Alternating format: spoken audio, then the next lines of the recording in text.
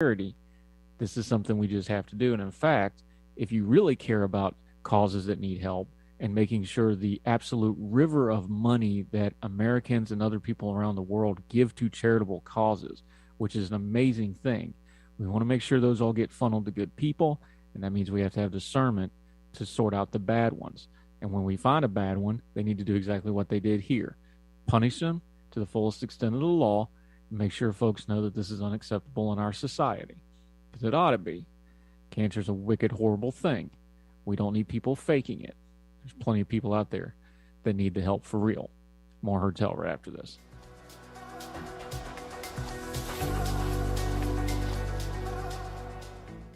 Enjoying Big Talker Network is as easy as asking for it. Program your digital home assistants such as Google Home, Alexa, and Siri to stream Big Talker Network content by simple voice command. Enjoy convenient hands-free access to program whenever you want, however you want, by asking for Big Talker.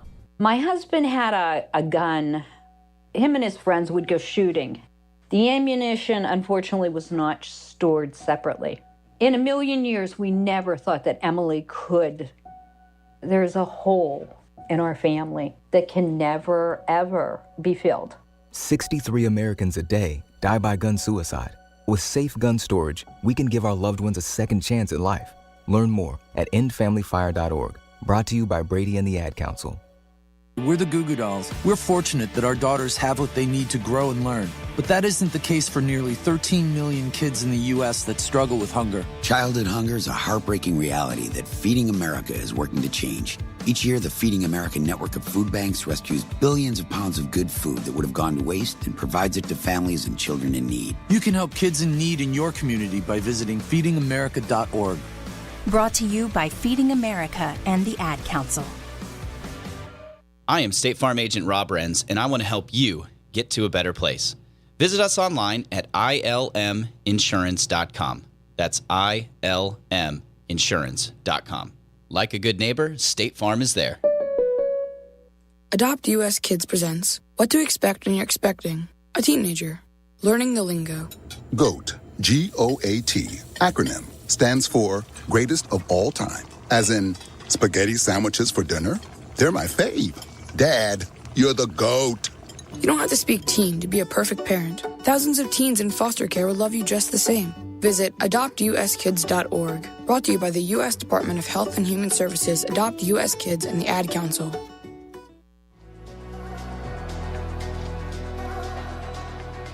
Welcome back to Hertel. You know, we always end on a bit of a happier note, or at least try to. So when Paul David Hewson and David Howell Evans rolled into Ukraine, into Kiev, down in the metro station to play an acoustic guitar set, that's not normally what you might find playing in a subway station. Number one, because it's a war zone and people are sheltering in place down there. Even though Kiev's lifted a little bit, it's still symbolic that that's where the people hid out and tried to survive the Russian bombardment. But these aren't your normal peddling musicians down in the subway, because that's Bono and the Edge of the band U2. They went into Kiev, they went to Ukraine at the invitation of Vladimir Zelensky and played a set from Rolling Stone following a personal invitation from the Ukrainian president. Bono and the Edge from U2 visited Kiev to perform an acoustic concert in one of the city's subway stations that had turned into a bomb shelter. The people of Ukraine are not fighting just for your own freedom. You're fighting for all of us who love freedom, Bono told the audience, which included soldiers and a contingent of press. We pray you will enjoy some of that peace soon. Along with the Irish Times, the set included performances of U2 hits like With or Without You, Desire, Angel of Harlem, Vertigo, and a rendition of Benny King's Stand By Me that replaced the titular Me with Ukraine. Throughout the intimate set, U2 duo were joined on stage by makeshift Ukrainian musicians thrust into military duty, mostly still wearing their uniforms due to the Russian invasions. Bono also penned a poem about the Ukrainian invasion that was read by U.S. Speaker of the House Nancy Pelosi for some reason that I don't care to get into, think about, or dwell on. Nevertheless, good for Bono and the Edge for going to Ukraine, playing a show, and bringing awareness. Bono's done tons and tons of charity work over the years for many, many different causes, so good on them. That'll do it for Hertel. Continue, if you would please, to make sure that you are subscribed on whatever way you're enjoying Hertel, whether it's on the podcasting platforms, iTunes, Spotify, wherever you are listening. or specifically on the YouTube page, make sure you're subscribing on there. We got a lot of good stuff on there. There's the playlist of all the good talks. There's a playlist of all the Twice on Sundays. We have the long form podcast. There's 36 of those deep dives into specific subjects. Make sure you're checking out each and every one of those. We work really hard on them. We think you'll enjoy them. The feedback from y'all has been fantastic. The numbers are up. We're not big on numbers other than paying attention to make sure you're out there, because if you're not out there listening, we ain't got nobody to talk to. This is a partnership. We appreciate it.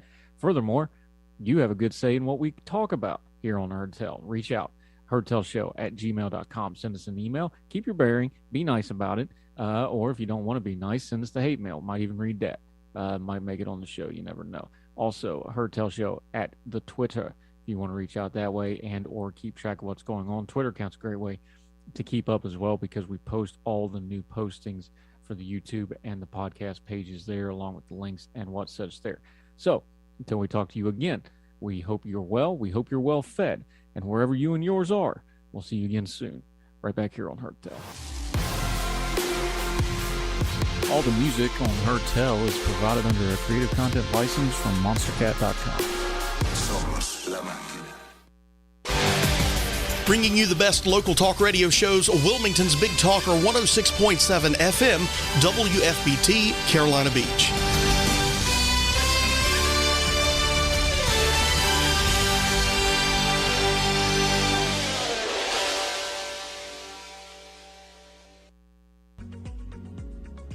Only one candidate for clerk of court has the experience needed to keep our courts running efficiently and criminals off our streets. That candidate is conservative Republican Catherine Adams. Adams has a 20-year record of accomplishments, including serving as Deputy Director of the North Carolina Administrative Office of the Courts, where she was responsible for the oversight of the human resources and financial management for all 6,200 employees of the state court system, and personally managed hundreds of employees and tens of millions of taxpayer dollars. She's also been awarded the state's highest civilian award, the Order of the Longleaf Pine, for her public service. That's why Clerk of Court Jim McCallum says Catherine Adams is the one person most qualified to be our next Clerk of Court. Early voting begins on April 28th, and the primary election is on May 17th. So remember to vote for experience, vote for leadership, vote for qualifications, and vote for proven conservative Republican Catherine Adams for Brunswick Clerk of Court. Paid for by the Committee to elect Catherine Adams Clerk of Court.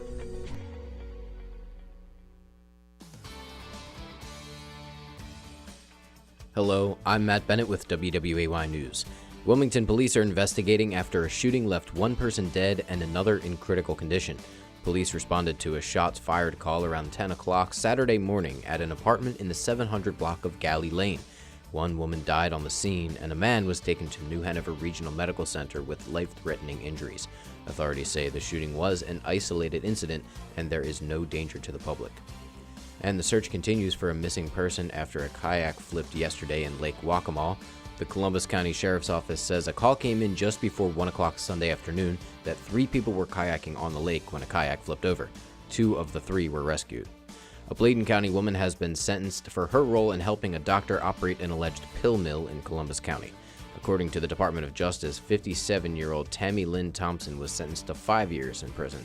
Court documents revealed Thompson helped co-defendant and former Dr. Jong Kim unlawfully distribute oxycodone, hydrocodone, methadone, and marijuana. Both Thompson and Kim were charged with violating federal trafficking laws. Earlier this year, Kim pleaded guilty and was sentenced to more than 6 years. Ladies are hanging up their hats after the Kentucky Derby this weekend. In Wilmington, people dressed in their Derby best to watch puppies race in the 8th annual Derby for Dogs garden party. The annual event is a fundraiser benefiting Paws for People, a nonprofit that trains and places service, facility, and emotional support dogs free of charge. The event was sold out with more than 300 tickets purchased. Attendees enjoyed a silent auction, contests for best hat and bow tie, viewing of the Kentucky Derby, and the highlight of the event, the annual Puppy Derby. Event organizers were pleased with the event turnout. 30 minutes in, they already had raised more than $93,000. For more on these stories, you can head over to WWAYTV3.com. I'm Matt Bennett. Have a great day. Happy Monday, everybody. I'm WWAY meteorologist Ramel Carpenter with your Storm Track 3 forecast. Get ready for another cool day on tap, but a bit warmer compared to Mother's Day. We're going to see our high temperatures climb into the upper 60s, in the low 70s, away from the coast. We are going to see sunshine throughout the day today, but north winds holding steady, anywhere between 15 to 20 miles per hour, with occasional wind gusts getting up to 25 miles per hour. As for tonight, it's going to be another chilly one as our overnight lows fall down to the low 50s, remaining dry and on the breezy side. Get your full forecast on WWAY and WWAY-TV3.com. This news and weather is brought to you by 2 Men and a Truck. For your free quote, go to 2menandatruck.com. 2menandatruck.com.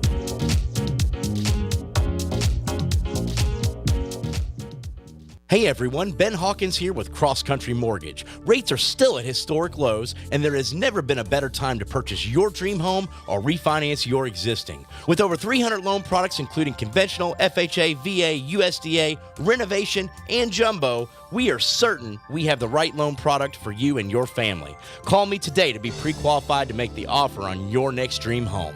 910-352-3373 or visit my website at lendwithben.com. If you're worried your friend may be struggling, remember, you don't have to be there to be there.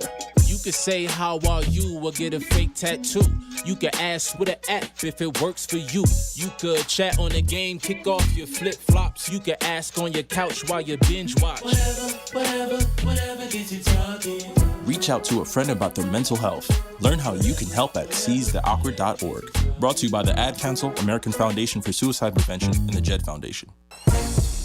Listen to Tom Goolsby on The Chad Adams Show. People with common sense know that the entire theory of socialism is one big lie. The Big Talker 106.7 FM.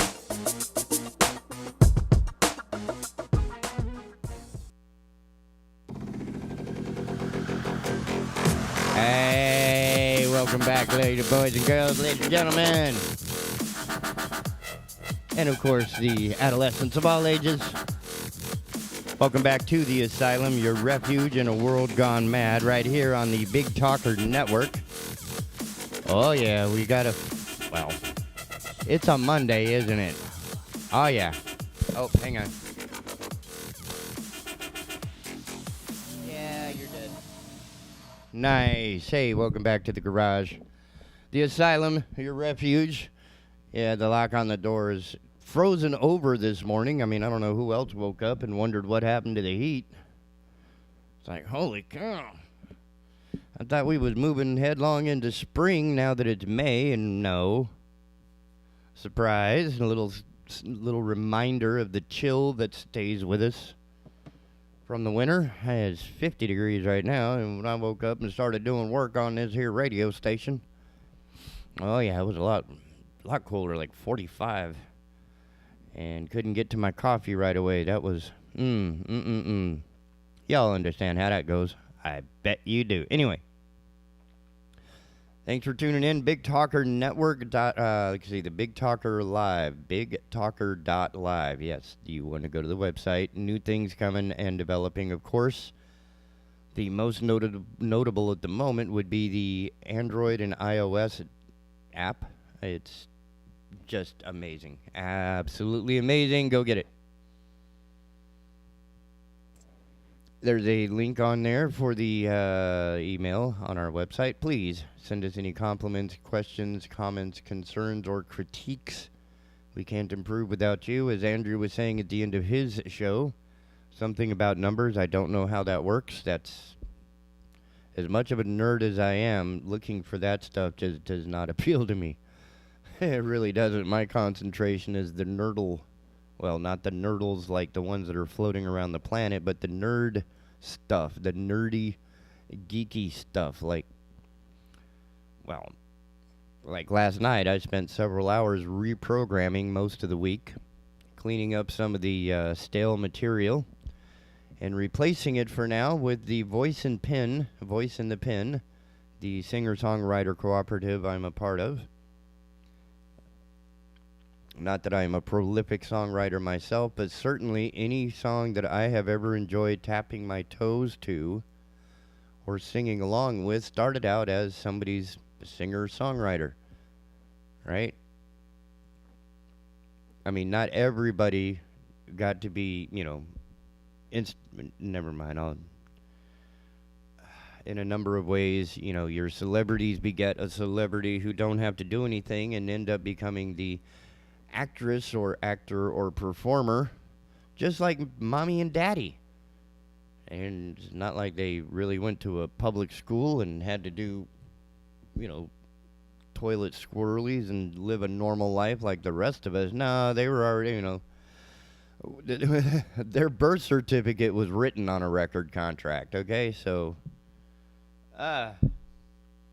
whereas regular folk who wear tennis shoes and an occasional python boot and maybe a fun t-shirt, we have to do things a little bit differently, don't we, ladies and gentlemen? Yeah, that's right. So, when building back your dream, or building up your dream, I didn't even know this was it, or part of it, but I like the abilities, I like the expression, I like the options, and of course, spending hours of programming to make sure everything works, that sort of adds to it.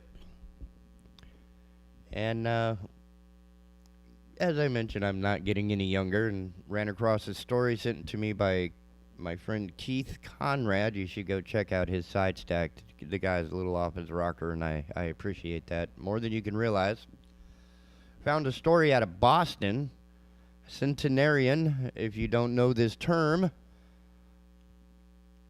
If you were a centenarian, what would you do? I don't mean a centaur or a centurion. No. A centenarian. It's like an octogenarian, but 20 years older. How's that? Now, once upon a time, World War II had some nurses. Well, this one nurse in Florida decided to celebrate her centenarian day, her 100th birthday, by skydiving. If you remember, a couple of weeks ago, we had Vince Trier, one of the pilots for the Flying Bandits that does the Star-Spangled Flyovers. And we were discussing the Red Bull situation, and I'm guessing, I don't want to say grandma, but this former World War II nurse decided to jump out of an airplane, but she had the wherewithal to not try to jump into another airplane. She just did a tandem dive. Former World War II nerd realized a lifetime dream on Monday, last week.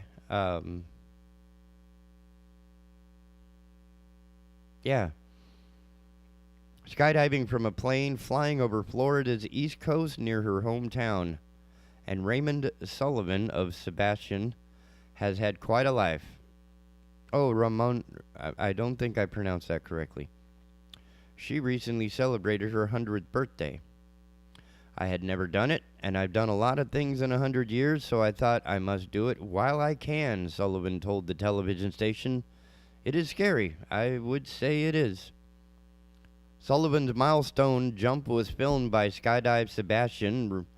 The WPEC station reported Sullivan jumped out of the plane in a tandem dive over Port St. Lucie, located about 30 miles south of Sebastian. When asked if she would jump again, Sullivan demurred. Instead, she went to celebrate at the Castle, a party venue in Fort Pierce with friends and family. Originally from England, Sullivan served on the front lines during World War II in the Medical Corps.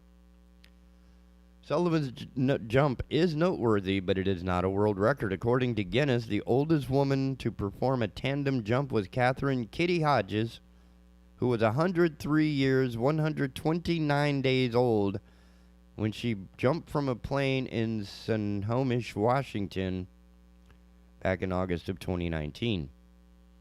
But still, at 100 years and you've already been through a war, like front lines of a war, jumping out of an airplane is probably a pretty calming event. Anybody with a toddler would understand what I'm talking about, right? There's a point where you're just like, just throw me out of the plane. Just throw me out of the plane. Once I get through that experience, I'll probably have a renewed appreciation for the that I'm going through right now. In fact, over the weekend while doing a lot of work. I mean, there's been some unfortunate incidences that have left me a bit, short-handed on many of the projects happening, which we do what we can with what we got. And,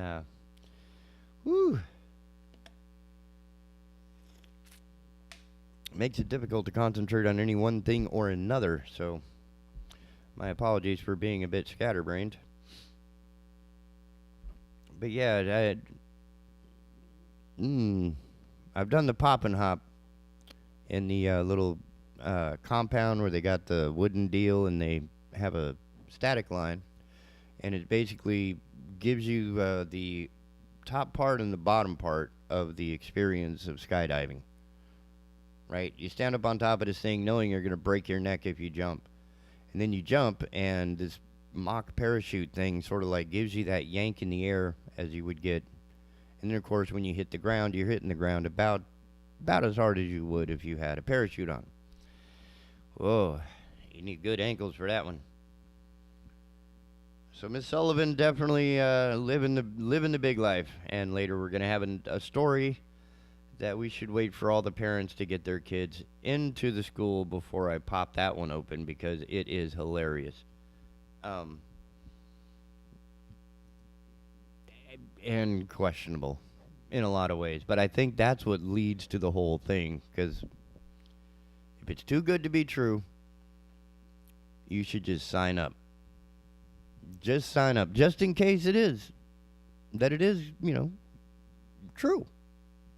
It'd be amazing. You could save a lot of money and have a great time. But if it isn't true, somebody's going to get really rich and you're going to be out a few bucks. But as they say, it's just money, right?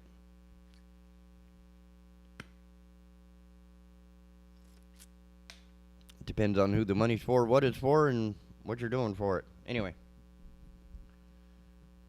A lot of stuff I don't want to touch. Only because of so many other smarter people are talking about it. And there's a lot of stuff that we don't need to deal with. Because we're right here in Brunswick or New Hanover or whatever other counties you want to talk about. But it's right here in southeastern North Carolina. In fact, we should have here shortly Mr. Bill Moore from the Brunswick County GOP, the chairperson thereof. He has a special event happening tomorrow night at the Brunswick County GOP, but I do know that most of the headquarters of both parties around the state are open right now. More than happy to help inform the voters. Because again, the fact that you can vote is empty without knowledge, right? So if you're just voting to vote, oh, hey, I recognize that guy. Yeah, probably not the best way to select a representative who is going to control a lot of the money you give them and control a lot of the things that you get to do, right? Do you get to walk your dog, or does your dog have to remain in the vehicle?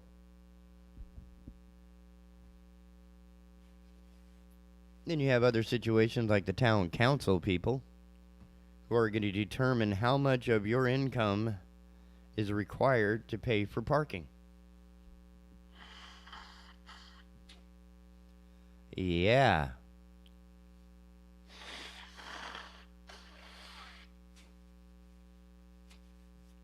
And I'll rail on it again. If the city, for example, and I'll use Carolina Beach as the example because they were heinous enough to charge parking year-round as an experiment. Oh, look how much money we can raise. Most of the people who got hit by that are people who work or live there. Now, I understand parking. I also understand that there is a hell of a lot of people supporting the tourist industry, right? The hospitality industry that makes people come here and drop $100 bills upon all of us. Now, that work experience is based on what your crew is experiencing. And if you're taxing your crew, for example, parking is $5 an hour, and your crew is making $15 an hour, which means they have to pay 2/3 of their income for parking, on top of being taxed and on top of everything else. I don't think the city is being entirely proactive, helpful, or encouraging. I think they're being selfish little ponces, just looking to rake money in from anyone and everyone without regard to their participation in this story. Now, keep in mind, tourists, much as we love you guys, the whole thing about tourism is you bring money here, we give you a great time, you go home refreshed, and continue to do whatever business stuff it is you do. Right? You take a week off, 2 weeks off, whatever. You come here, you bring your kids, you splash in the ocean, you pay to park your car, you go to hell home. Thank you. Now, for the people that live here who have to pay 1/3 of their income to park their car to make these vacationers and tourists happy, is not making them happy. So how are you going to make happy tourists if you have an unhappy crew paying 1/3 of their income for parking? How about a provision where the people doing the work, the ones at the bottom of this thing, the ones holding the whole flipping thing up, are given some, I don't know, exemption? Or maybe, like some of these really successful big places where they say, oh, wow, you're right, we're charging $10 an hour for parking in some of these places, right? Atlantic Beach looking at you. That there's no way that our crew can support $10 an hour parking and still be able to hold a job. I mean, they're paying more for the parking than they're earning for their own food, rent, and such. What they did was pretty genius, and I think Carolina Beach should get off their butt and start being a little more proactive. Start leading the communities around you, because we're watching, right? Oak Island and Curry Beach are watching what's happening at Carolina Beach, and I guarantee you they're not going to try and do 24-hour or year-round parking. But here's an idea, and this is the one that I'm going to capitalize or expound on for everybody else. Other places have come up with the shuttle idea, where people who work in the area do not clog the area. That is, all the employees have a safe, patrolled, secure facility away from all the premium parking slots. And they park for free. They park their car, they lock their car, they get on the little shuttle bus, and the shuttle takes them to wherever it is they're going to work. It's amazing. And these same shuttle services, which are basically escorted by security, they have everything because they're in this community, right? They're not just shuttling employees, they're shuttling civilians. Hey, I'm parked at this end of the island, but I want to go to this bar at the other end of the island.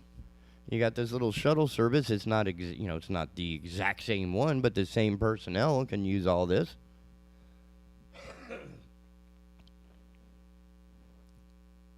What do you think? That way your employees are safely escorted to work. They don't have to stress about their car. They know where it is. They know it's protected, and they know it's 1,000,000 miles away from all the tourists and everybody having a great time.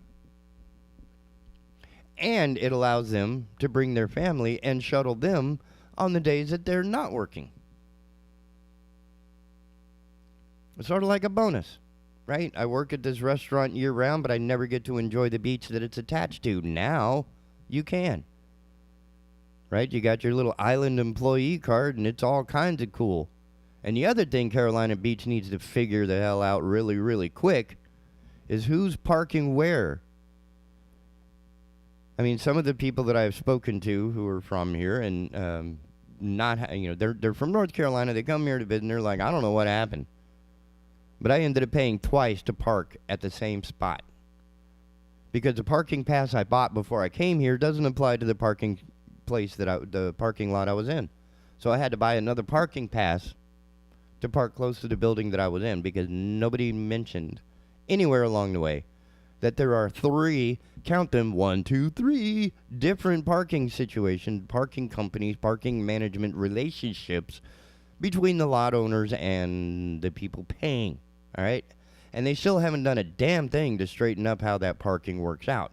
I mean, it still looks like somebody bombed out, a road and then said, oh, look, hey, we'll just park here.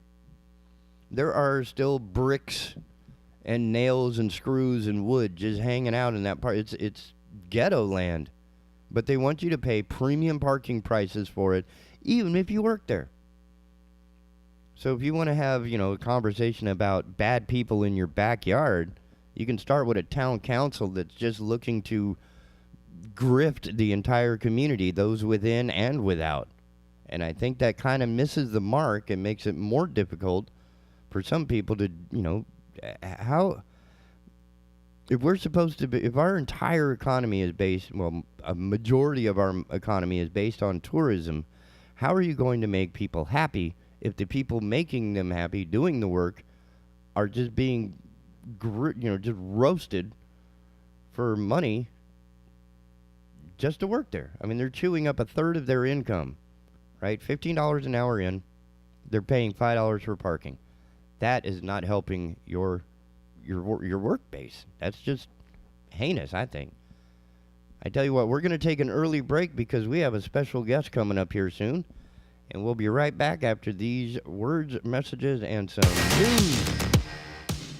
Holy cow, this is, I need to work on that programming. Easy there, buddy. We'll be right back on the Asylum, your refuge in a world gone mad. Don't go nowhere. Hello, I'm Matt Bennett with WWAY News. Wilmington police are investigating after a shooting left one person dead and another in critical condition. Police responded to a shots fired call around 10 o'clock Saturday morning at an apartment in the 700 block of Galley Lane. One woman died on the scene, and a man was taken to New Hanover Regional Medical Center with life-threatening injuries. Authorities say the shooting was an isolated incident, and there is no danger to the public. And the search continues for a missing person after a kayak flipped yesterday in Lake Waccamaw. The Columbus County Sheriff's Office says a call came in just before 1 o'clock Sunday afternoon that 3 people were kayaking on the lake when a kayak flipped over. 2 of the 3 were rescued. A Bladen County woman has been sentenced for her role in helping a doctor operate an alleged pill mill in Columbus County. According to the Department of Justice, 57-year-old Tammy Lynn Thompson was sentenced to 5 years in prison. Court documents revealed Thompson helped co-defendant and former Dr. Jong Kim unlawfully distribute oxycodone, hydrocodone, methadone, and marijuana. Both Thompson and Kim were charged with violating federal trafficking laws. Earlier this year, Kim pleaded guilty and was sentenced to more than 6 years. Ladies are hanging up their hats after the Kentucky Derby this weekend. In Wilmington, people dressed in their Derby best to watch puppies race in the 8th annual Derby for Dogs garden party. The annual event is a fundraiser benefiting Paws for People, a nonprofit that trains and places service, facility, and emotional support dogs free of charge. The event was sold out with more than 300 tickets purchased. Attendees enjoyed a silent auction, contests for best hat and bow tie, viewing of the Kentucky Derby, and the highlight of the event, the annual Puppy Derby. Event organizers were pleased with the event turnout. 30 minutes in, they already had raised more than $93,000. For more on these stories, you can head over to WWAYTV3.com. I'm Matt Bennett. Have a great day. Happy Monday, everybody. I'm WWAY meteorologist Ramel Carpenter with your Storm Track 3 forecast. Get ready for another cool day on tap, but a bit warmer compared to Mother's Day. We're going to see our high temperatures climb into the upper 60s in the low 70s away from the coast. We are going to see sunshine throughout the day today, but north winds holding steady anywhere between 15 to 20 miles per hour with occasional wind gusts getting up to 25 miles per hour. As for tonight, it's going to be another chilly one as our overnight lows fall down to the low 50s, remaining dry and on the breezy side. Get your full forecast on WWAY and WWAYTV3.com. This news and weather is brought to you by 2 Men and a Truck. For your free quote, go to 2menandatruck.com. 2menandatruck.com.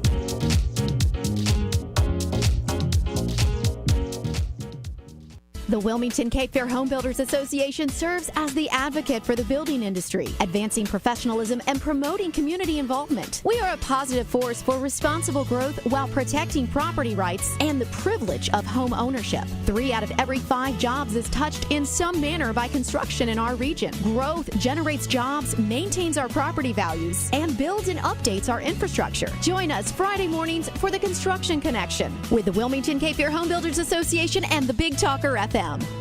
Here's 1 minute of tree knowledge in 30 seconds with K.O. Davis. It's important that you have somebody, a trained professional, to trim your trees. There are these guys out there that just hack trees, and that's the worst thing in the world that you can do. Don't let somebody hat rack your trees. That's a tree term for hat rack. You know how they just cut a tree and it looks like it's just got like a hat rack? These guys just go up and just cut the trees off, and they don't cut it back to the proper spot. Call us, because we care about your trees. Visit KO's coasttocoasttree.com. Don't let some yahoo hat rack your trees. O'Leary's Automotive Repair has multiple locations in the area in Hampstead, Leland, the Myrtle Grove area, Ogden, and Wrightsboro. O'Leary's Automotive Repair, a trusted, locally owned business since 2006.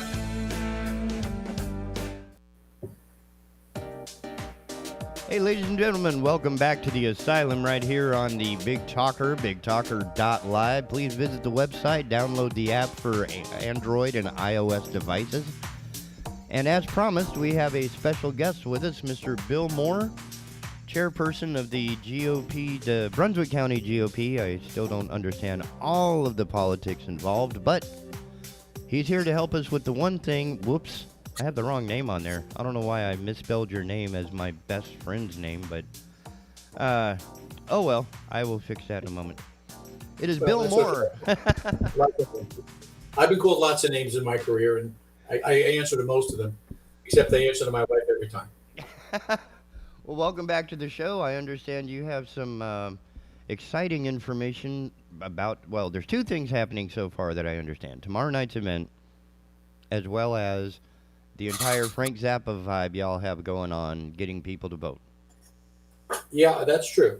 I'd like to talk, first of all, about a unique experience tomorrow night at the All Things Brunswick show, 6 o'clock live on this station, or you can pick us up later on YouTube. But we have a unique experience. Now, I'm a co-host of the show, but for this show, I am actually stepping down and becoming one of three guests. So, and they're replacing me with one of our teenage Republicans on there. So I've been replaced by a teenager. This must be an age issue. I probably can file age discrimination or something. But ageism in action. Yeah, there you go. What we're doing is the chairman of the Pender County, the Republican Party, and I from the Brunswick County are going to come together, and we're going to talk together and answer questions that are relevant to whatever's going on, whatever the panel asks us. I do not know what I'm going to be asked, because that would not be fair. So it's going to be an interesting show. Josh Smith, Will Connect, and I have been friends for a while. Many times they call us the Three Musketeers, because we do clown around a lot with each other, and we do work together well. So I'm looking forward to that show tomorrow night and see what happens with it. I am too. It's going to be, are you going to have a packed house, you think? Well, we're going to have some people coming, I guess, but I really don't want to have so much of a packed house, because, again, we're looking to get information out and not impress an audience. So whoever is more important, I assume we'll have some people there, because I'll start publishing it later today to membership and invite them to come. But we'll see. And I understand you also have quite the informational deli tray, or what you would, like a buffet of candidate information inside the GOP headquarters there, yes? Yes, our GOP headquarters is open every day during the hours of voting, which starts at 8 o'clock in the morning, and we shut down at 6, but we're on the phone till probably 8 or 9 o'clock, waiting for everything to close down. And if you come to the headquarters, you can pick up a sample ballot. You can get whatever information we can give you on the candidates. Again, I remind everybody, this is a primary. So the party in any county cannot recommend or endorse candidates, because that's a Republican against a Republican. So we stay neutral in that. We just provide whatever information that you ask, and we have available to the voting public. Again, the more informed you are, the better decision you will make. In fact, it seems that during the primary, Bill is either prohibited or restricted from any colored shirts, and he wears now black and gray. I wear my special shirts for you mostly on Tuesday nights, but this week I decided, just because you're expected, to do the unexpected. Well, I'd get a little bit more nervous if you were to show up in like an Aloha shirt. And nothing else, that would probably be something worth both YouTubing and then sarcasm would follow right after that. So, Well, I but think anyway, I think there would be a boon in sales for Aloha shirts, because now we would have stylish. Absolutely, I am a trendsetter. Just ask my wife. I am a legend in my own mind. So that just goes from there. But anyways, just some information going on, sir, about early voting that's through Saturday. So I've got the most updated information in Brunswick County. Okay, up to Friday, close of business Saturday, we had a total of 4,212 people have actually voted, of which 174 of them were absentee. That gives us a total percentage of voting in 9 days of not quite 3.5% of possible voters. That's disgusting. That's pretty low, I guess. Yeah, it is. Primaries tend to be low, and Republicans tend to vote more on election day than early days. So there's a lot that can be changed. But my point is still, people need to understand in both parties do not choose candidates. The primaries do, so the people do. So if you're not going to come out and vote, then you have no say in who's running for those positions. And as far as I'm concerned, if you don't vote in either election, you have no complaint. You have no right to complain about who's representing you anywhere. Voting is your primary responsibility, and it's something that you should cherish and follow through as best you can, regardless of what party you're in. And there does seem to be a parallel happening across all the county areas. There's 100 different precincts. Is that? There's 100 counties in the state, and each county has a different number of precincts. For example, in Brunswick, we have 27. In New Hanover, I believe it's 42. I may be off by one. So it's set on population and around there, and trying to divide up the people as evenly as possible. However, that leads me into my other favorite topic. Some suggested changes to how we vote. Anybody who votes early voting now knows you can go to any of the open centers and vote regardless of where you live. So, and all of a sudden on election day on the 17th, you now have to go to your assigned precinct to vote. Now, that causes A, confusion, and B, as far as I'm concerned, the concept of precincts is getting outdated. When it was first set up, precincts were small enough, so basically most of the workers there knew about everybody coming in. And so if I walked in and said, "Hi, I am TK," and they were like, "No, you're no more." And so I couldn't get away with it. Nowadays, it doesn't matter. They don't know who you are coming in the door. And since we don't have voter ID, it just smells of a more bigger opportunity to cheat when possible. However, if we expanded early voting and say, for example, right now in Brunswick, we have 5 sites out of a 27 precincts, and we have 5 early voting sites. Let's suppose we doubled or even tripled it to 10 or 15. It would allow anybody to go to whatever site they wanted to vote, and they wouldn't have to worry about getting to the right precinct, because maybe you work down here and your job is 30 miles away over there, but you can get there right after work, but you don't want to go home and drag out there. And by doing that, it basically gives more people a chance to vote, and you eliminate certain issues.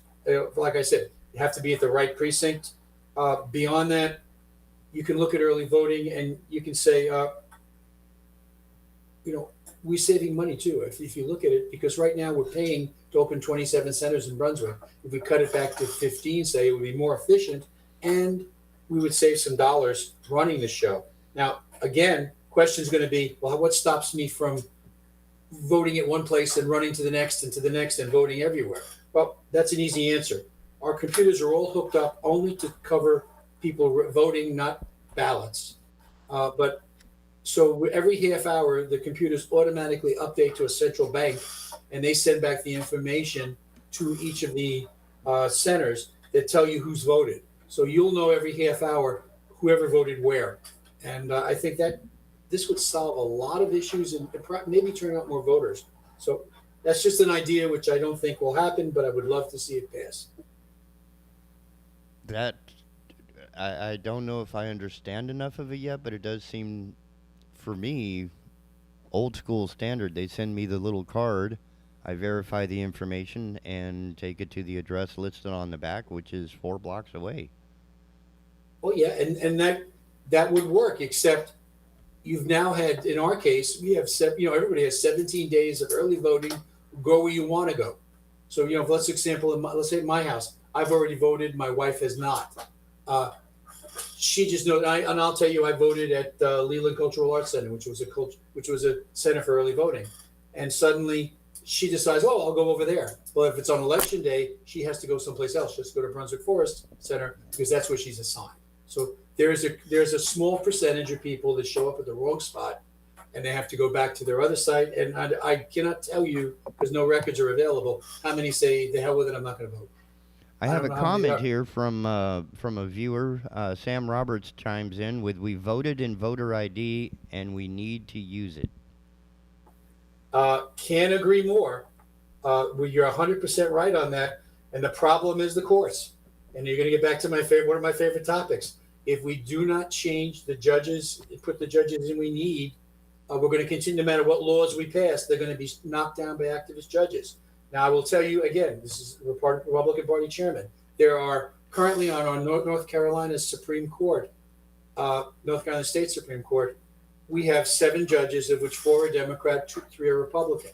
Therefore, they can kill voter ID, and there's nothing we can do about it. In this election coming in November, 2 of the Democratic seats are up for grabs. If we can grab one or both of those seats, we now have a majority on the state Supreme Court, and we can then curtail some of these lawsuits coming up, and they don't go on forever. Because if the Democrats know for a fact that they can't sue to their blue, because at this point we can shut down one side of it. And you think about it, the Supreme Court of the country is heavy Republican right now. And if we make the North Carolina Supreme Court, eventually they're going to realize they can stall, but they can't win. Wow. So that's more of a tactic than it is a process. Because the process would allow us to get something done.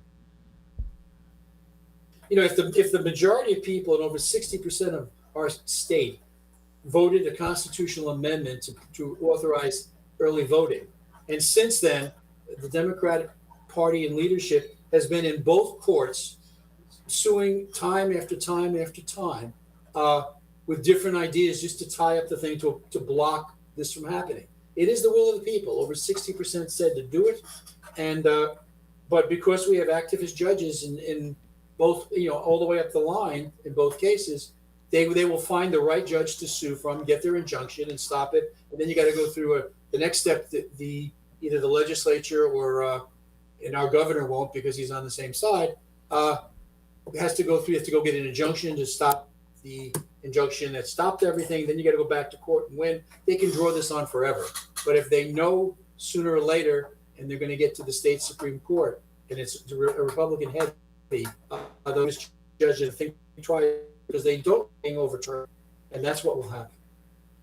Man, that just does sounds like a quagmire, huh? And requiring a lot of legalese. It becomes a philosophical point where the Republican judges tend to say, I will interpret the law based on the Constitution and not based on the agenda I'm running, or I'm not going to outreach and make law, because in many cases they pass things to make law. So that's an issue that we need to deal with in the courts and at the ballot box, actually. And that's why voting is so important, especially for the judges, because again, we need our legislatures to get their numbers so that they can override vetoes from our governor, or if they're in this national level, so they can block some of this socialist agenda coming out of the Biden administration. But if we don't have the courts to back them up, their work is for nil. So there's some, what's the word I'm looking for? Reform on the horizon, it would seem. Well, I hope some return to sanity is my turn, because some of the stuff out there is ridiculous, and you look at some stuff going on, and for example, yesterday there's a wing of the Democratic Party that wanted to change Mother's Day, and there are actually cards you can get for this now, to Birth Parent Day. To what? Birth Parent Day. Okay. Yeah, just think about that. Just the I don't same want to. way. Me either. I simply do not want to. Fortunately, now, look at these people and they say they're out of their mind. But we have people out there, and they're getting some traction here and there because you got cards coming out for that already. Birth Parent Day. Just like what I find fascinating is when you talk about sports and men and women's sports. I mean, I think that's a disaster. The Democratic Party, and to their credit, was the lead people on, and the Republicans joined them, but they were the lead people on Title IX, which gave, the right women to equal rights with sports with men. And that's a great thing. Yet now we have the ability for a man who had ranked 460th in the nation as a swimmer, decided he felt like he was a woman and became the #1 swimmer in the country because of the fact he hasn't changed anything except I feel like a male, I feel like a woman. And he's been able to go out and dominate women's sports. And it's not fair to the women, not only just in fair competition, but he's hurting them with scholarships for these high school kids that want to go to college. And beyond that, they're hurting their ability because these guys, whichever number there are coming in and dominating whatever sport they're in because they're physically stronger. And that's just a reality. And there's always an exception. But for the most part, that's a rule. That's generally what goes on. And because of their dominance in physical size and strength, they tend to take over the sport. And that's not fair to the ladies or the women because they worked hard. And in many cases, they're great athletes. I know they could beat my butt in almost everything, but I'm not the rule here either. So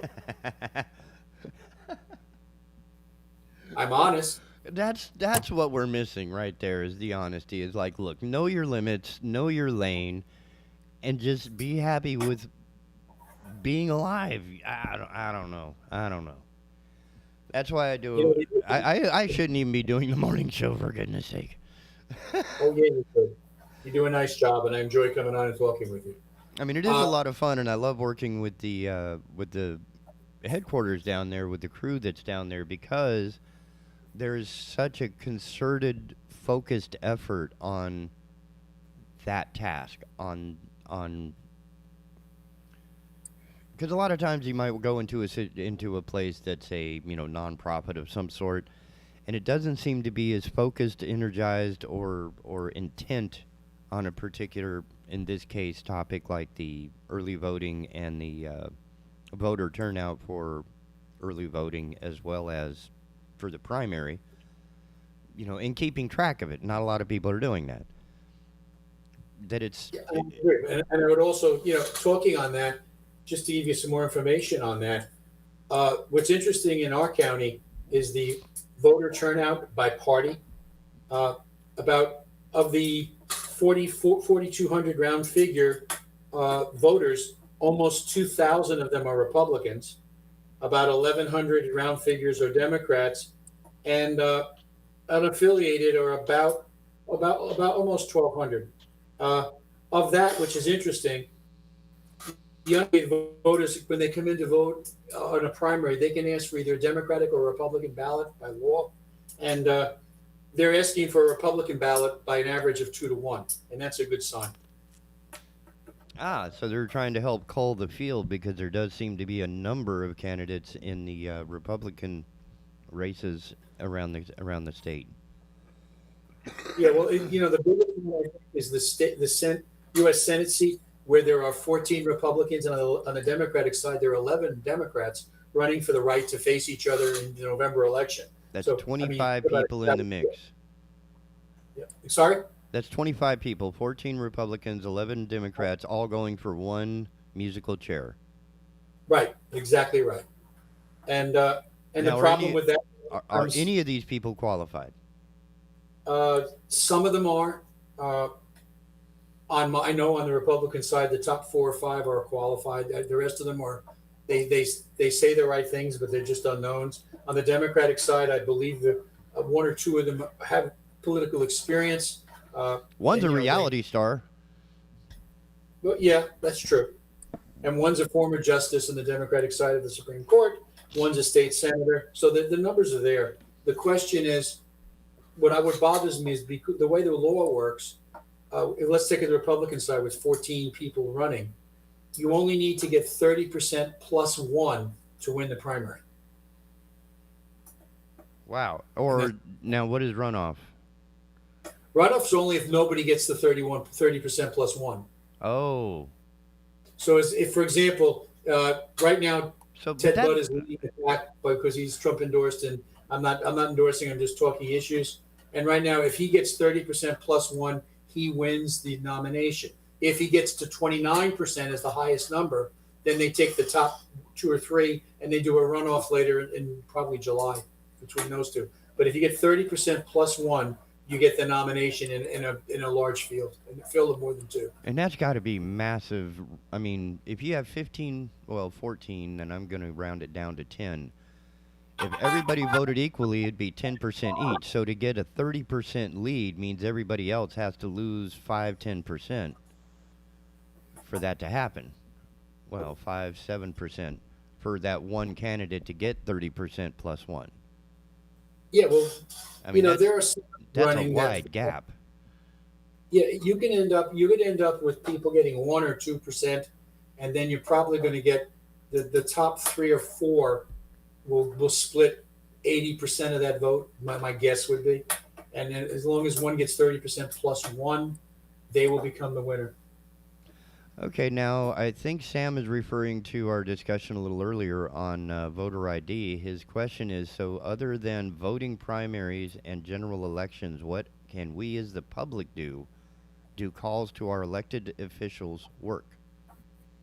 Okay. The most effective method to get to an elected official is either by a telephone call or by a handwritten letter. If you send a form letter, they're going to send you a form letter back. So, I mean, they're nice, but they don't work. But what I tell people to do, call their offices. And I will tell you this, do not call, in the case of federal officers, do not call their Washington office. They're used to getting the phone calls, but they all have local offices. Call the local office and file, get your issue on board or, a complaint, whatever it's going to be, or request. And they're more apt to react. And I will tell you that, on a major issue, if we can flood their offices on a big issue, that message will be sent clearer by that than anything else. But a handwritten letter will get a better response than a form letter, and a phone call does better than most other things. So that helps them. Get out there and call, make your things known, work with the party. We're still going to be looking in November. We're going to have 17 days early voting again. What that means, we're going to be, this time the parties are involved in running their candidates. So we need people greeting. We need people inside who are, we call them poll observers, who can watch what's going on and make sure that anything funny gets reported. Now, in Brunswick, we're very lucky. We've had 2 very, very minor issues of the entire time, and it was our arithmetic issues, and they fixed it rather quickly. So we don't teach math in school anymore. No wonder we had an issue. Well, and it's reading a computer number, and sometimes it's just transposing. In one case, it was transposing the number from yesterday to today's start on a piece of paper, and they were off by a number. And when they went back and found it, they fixed it. But you need to get involved at the level. Get involved in your county. The counties meet monthly. I know in Brunswick, we meet the second Thursday of every month. We have a meeting this Thursday at 6:30 at night at our headquarters. I believe New Hanover County meets the third or fourth Thursday of the month. You'll have to look at their website to pick exactly what. And we'll find out later tonight. Or call in tomorrow night and listen to our show tomorrow night, and we'll get that question going for you. But get involved, show up, get involved in the committees. We have a lot of subcommittees right now. Our party in New Hanover, in Brunswick, God help me, New Hanover. We are now doing some outreach to minority groups or non-traditional Republicans to get them to, if you will, see the light and swing over and work with us. So that's an active party going on. There's always, believe it or not, fundraising is a major issue for the local parties. For example, in Brunswick, we hand out what we call a slate card at the elections, and we mail to the Republicans and the unaffiliated we can identify as leaning Republican. We mail them a card listing, here's our candidates when you go in and vote. To do that mailing is in excess, and running the cards off to hand out is in excess of $40,000. And we have to raise that money. every year. Pay for our tours and whatever else we're out running. So money isn't always an issue. And if you can donate that, it'd be great. Or if you can't, donate your time, because there's always something going on you can get involved in and help. And it's a growing, it's fun to watch it grow and to be a part of it. I mean, it sounds better now. It looks better now. I love the table layout so that you can have what was that thing you had last week with all the judges? We had a candidate forum night. Candidate forum. I'm sorry. I thought they were judicial. My bad. No, that was 20. There was 25. The ladies group ran a 25 candidate meet and greet where they all got about 2 or 3 minutes to talk, and then there was some time before and after to mingle one-on-one. So, which is a good thing also. But the election is coming up, people. Early voting is going on now. Vote. Okay, get out there and cast your ballot for whoever you think's the right person. If you're not sure, I'm sure every political party, every county party has got an opening where you can stop by and find out a little thing about the candidates and make the decision. But vote. So I guess the biggest theme of today's show is going to be getting the people the information for an informed vote. And I think these slate cards, Paul Valone, who will be joining us a little later, his Grassroots North Carolina also creates something of a slate card for candidates as well. You know, they can. You see the difference being because they're a club and an independent organization, they can endorse candidates in a primary. The party can't, because it's, in our case, it's Republican against Republican, and we have to stay neutral. But they, on the other hand, as an independent party, they can put out who they recommend, and they're legally allowed to do that, and I support whatever they're doing. It's pretty amazing, because like yourself, it's basically giving a report card on the candidates through the lens of a particular identity. In this case, the Grassroots North Carolina. In your case, it's in the overall interest of the GOP party. Yeah, and hopefully much of it aligns.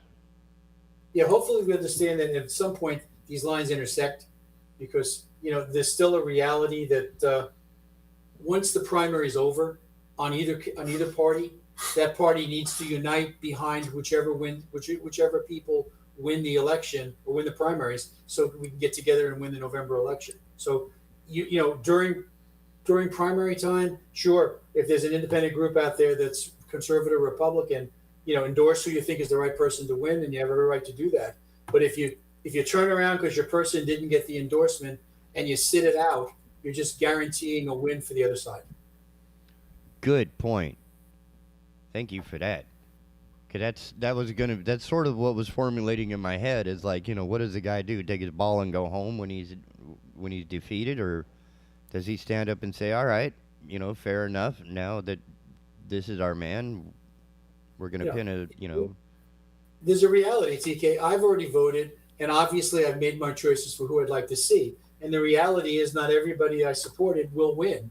But once that primary is over, everybody that won I will support. Nice. And you'll have even more information coming on the actual election in November available at the headquarters as well, I assume. Yeah, once we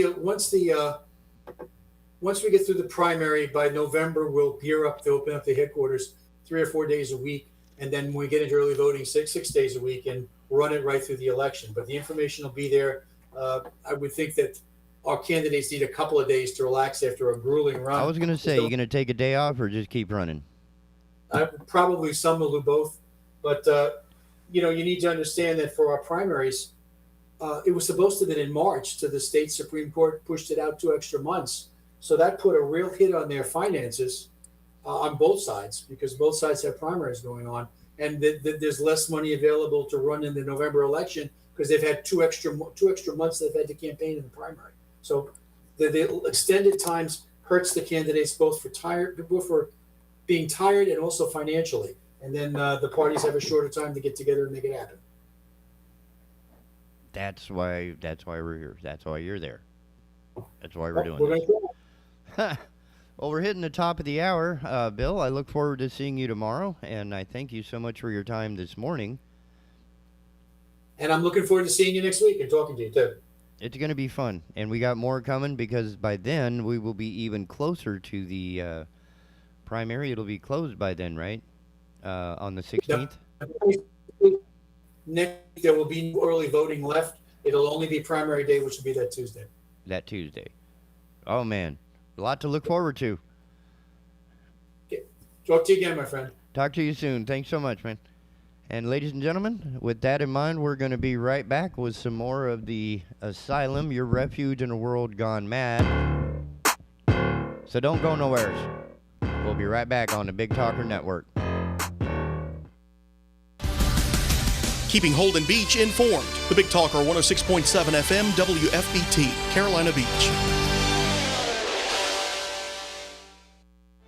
Veteran Awareness sponsored by You Are Not Alone. Today's veteran homeless rate is approximately 19,750, and the numbers are declining because of the various veteran programs. If you or a veteran you know is homeless, please call 877-4AID-VET. This is a confidential and toll-free call. From this veteran to other veterans, please be there to help our brother and sister veterans. Again, the number is 1-877-424-3838. And thank you for your service. To protect her home and family in a disaster, Karen was willing to wade through water, mud, and insurance paperwork. Yeah, I can do this. You go, Karen! By simply understanding and updating what her insurance covers and doesn't cover now, she'll be better prepared no matter when disaster strikes. Learn other simple ways to protect your home and family before a natural disaster at ready.gov. That's ready.gov. A message from FEMA and the Ad Council.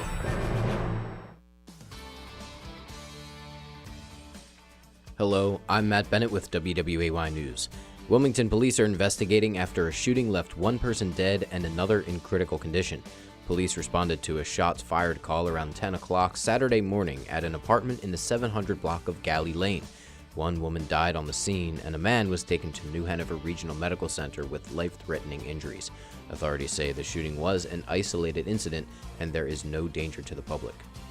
And the search continues for a missing person after a kayak flipped yesterday in Lake Waccamaw. The Columbus County Sheriff's Office says a call came in just before 1 o'clock Sunday afternoon that 3 people were kayaking on the lake when a kayak flipped over. 2 of the 3 were rescued.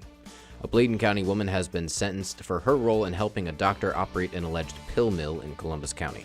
According to the Department of Justice, 57-year-old Tammy Lynn Thompson was sentenced to 5 years in prison.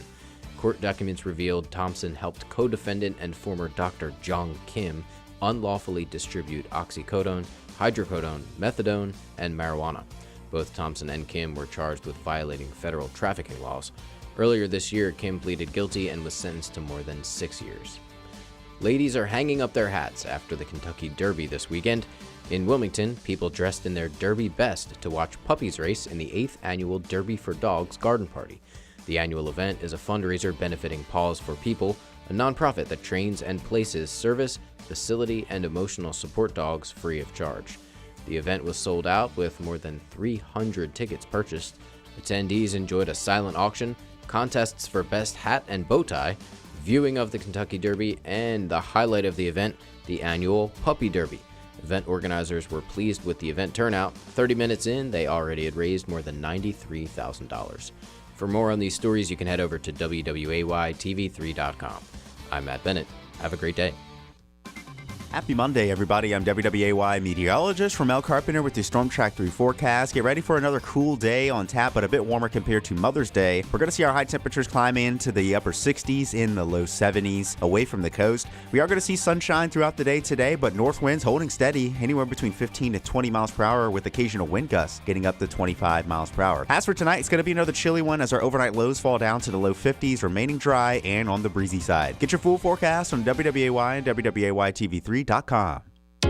This news and weather is brought to you by 2 Men and a Truck. For your free quote, go to 2menandatruck.com. 2menandatruck.com.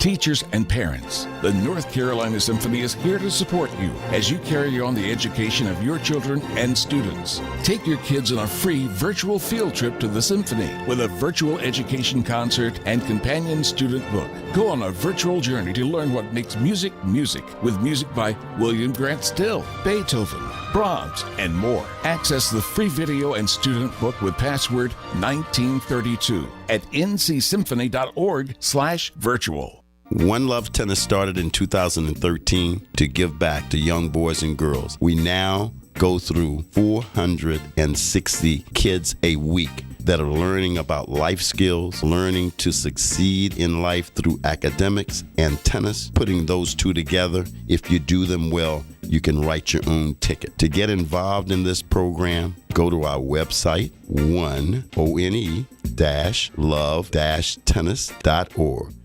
Enjoying Big Talker Network is as easy as asking for it. Program your digital home assistants such as Google Home, Alexa, and Siri to stream Big Talker Network content by simple voice command. Enjoy convenient hands-free access to the program whenever you want, however you want, by asking for Big Talker.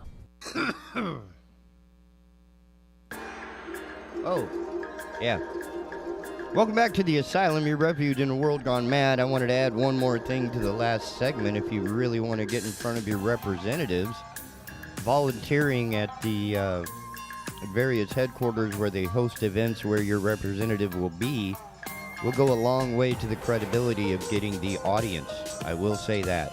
I have met a number of people who were able to take the time and receptive to the conversation due to the environment, because we were cleaning up after an event and he had a moment. Everybody else had left and he was thanking people and was able to take a moment and receive my conversation. That goes a long way. You know, a phone call can do something, but a personal relationship really does it. Now, you hear this fun track behind me. Yes, it's one of mine. And I think it lends itself to this next story now that the kids are safely out of the minivan and in the hallowed halls of the educational system. I'm going to give you a story by Miss Kayla Rubel from the Sun, thesun.com, inviting you to the Island of Sin.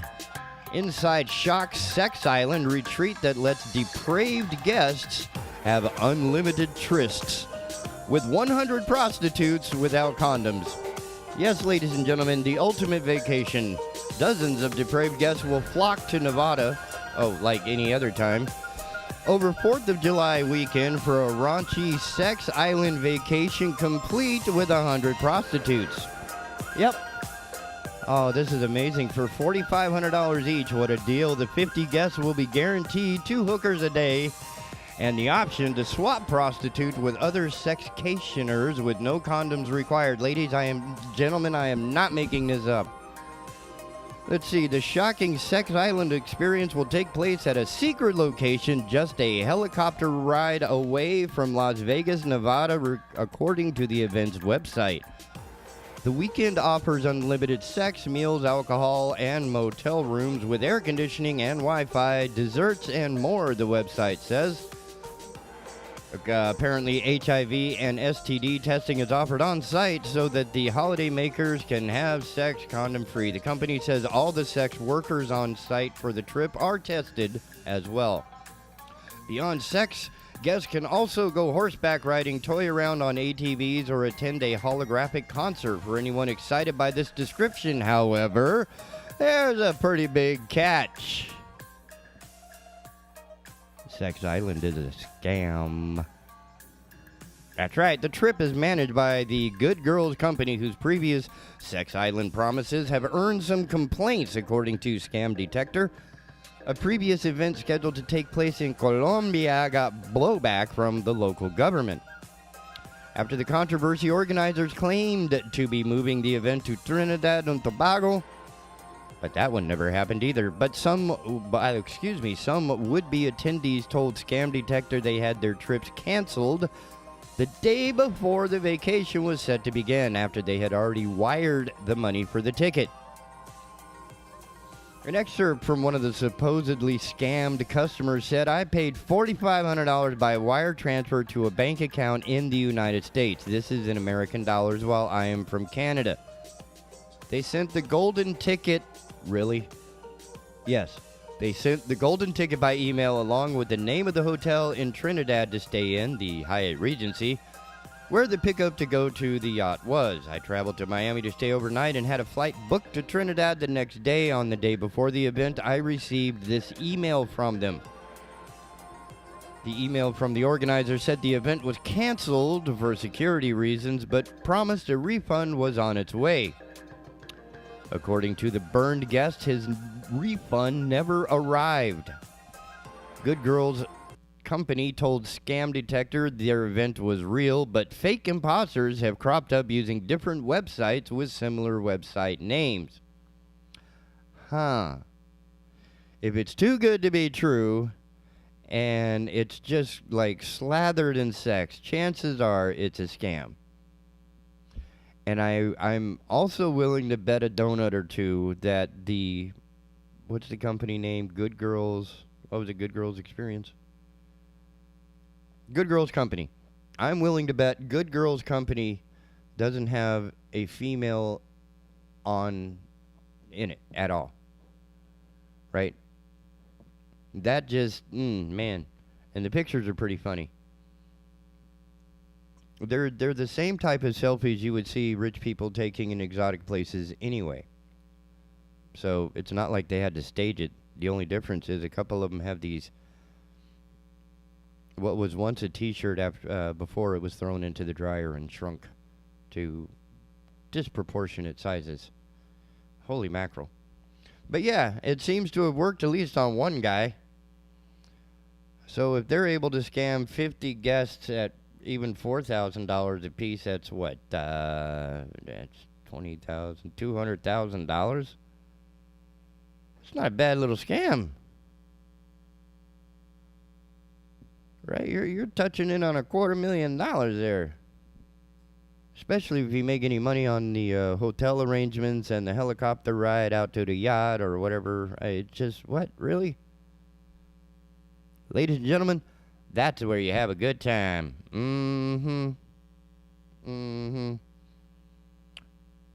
So you could either jump out of an airplane or head to the Scam Island. I thought that was pretty funny. Almost had you going there, didn't I? Thinking you could just go crazy with 100 prostitutes on a lost island somewhere.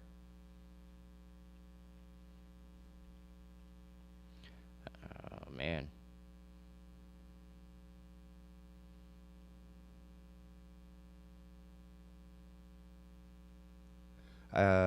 This story, I'm sorry, I skipped over it earlier and I should have visited it sooner.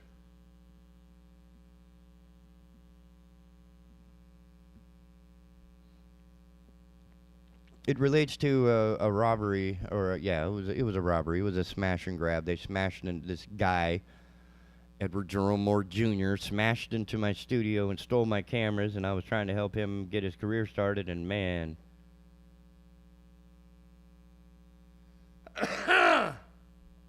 So the police served a search warrant at his house, and he hid under the bed at his mama's house. Not unlike Anthony Spivey, the former Chadbourne police officer who staged a suicide, ran away to his aunt's house in Loris, South Carolina, trying to hide. Well, this is awesome. Chris Williams coming out of Fox 29. I am not sure what city yet, but this is Belfast, Maine, the story anyway. Police say the wanted man hid under a blanket to avoid arrest. So, Belfast, Maine. Police in Maine thought they had seen it all until they found a wanted man hiding under a blanket in plain sight to avoid arrest. Belfast police said they were recently called to the Admiral Ocean Inn to respond to reports of an intoxicated man causing a disturbance. The man was later identified as Philip Delude. Deluded somehow. Police said Delude was removed from the property and threatened with arrest if he returned. A few hours later, officers returned to the inn's parking lot and found someone in a chair hiding under a blanket. Officers said they pulled off the blanket and found Delude hiding under it. Dulude was later arrested for criminal trespassing and violating bail conditions. Here at Belfast Police Department, we have seen some crafty ways of hiding from the police, the department posted on Facebook. This, unfortunately, is not one of them. And if I can just describe the image that's on this page, fox29.com, it looks like a really bad Halloween decoration where somebody's, got the little bucket of candy next to them, and they've disguised themselves as the chair, expecting to scare children as they reach for the candy. It's just, I guess when you're intoxicated, your best ideas come from, your toddler brain or something. I don't know. But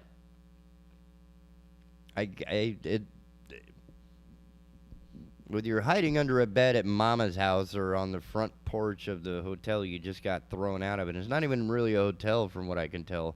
Admiral Ocean Inn looks like a budget joint.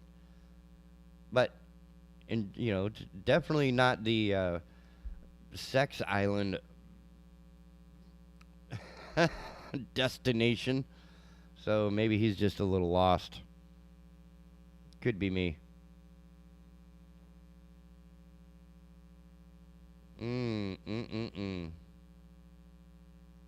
Oh, we're going to have some fun a little bit later. We have Paul Valone on later. I think he's got some issues, certainly relating to the next week or so, leading the primaries and into the election, midterm. There we go. Again, I am not experienced with this stuff. You want to talk tech? I can talk tech all day long. But some of this stuff, it's, that's why I need as much information and help with it as I can, because I don't know what I'm doing. Fair enough. I admit it now. Anyway, another interesting, and this one's in the news, so I'm sort of deviating from the standard Asylum theme or frame or whatever, but Lake Mead, I don't know if you should, I think we should just call it Lake Mob, because they've been unearthing bodies. I mean, maybe not quite by the dozen, but still, there's far more bodies in that lake than there should be.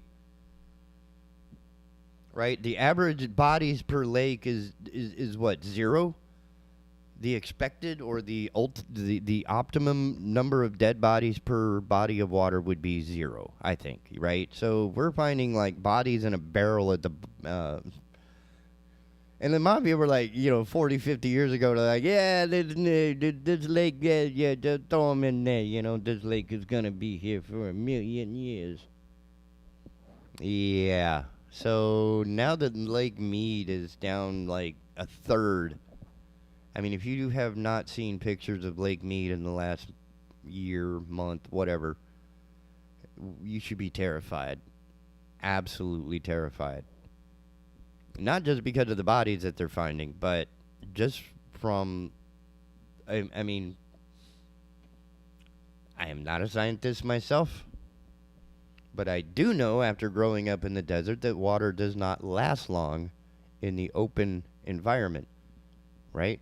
Especially in the Southwest, it's very dry, a lot of direct sunlight. Even in the winter, there's very low humidity in the air, so water with sun evaporates really well, right? So between the drinking and the fire waters and the bottled water, by the way, which all are tapping from the same source, just drain that lake to the point that dead bodies are appearing.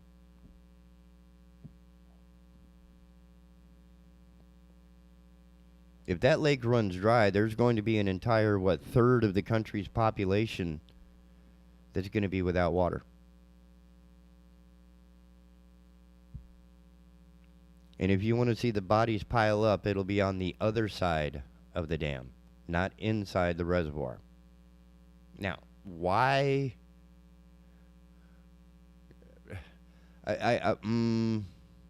Maybe this is a good time, I should say, to take a look at some of the other bodies of water around the country and do a proactive search for bodies. This would be a good time for it. It's not like we're trying to search the Mariana Trench, but we are trying to find some, because if you think about it, these dead bodies are leaching whatever it was in their body into the water that you're drinking. Yes, the water is treated, but still, not only are you drinking some elk's discharge, you're also drinking bits of dead guy and plastic containers and nurdles. If you haven't heard of nurdles, we're going to discuss them on Wednesday. That's going to be a fun conversation.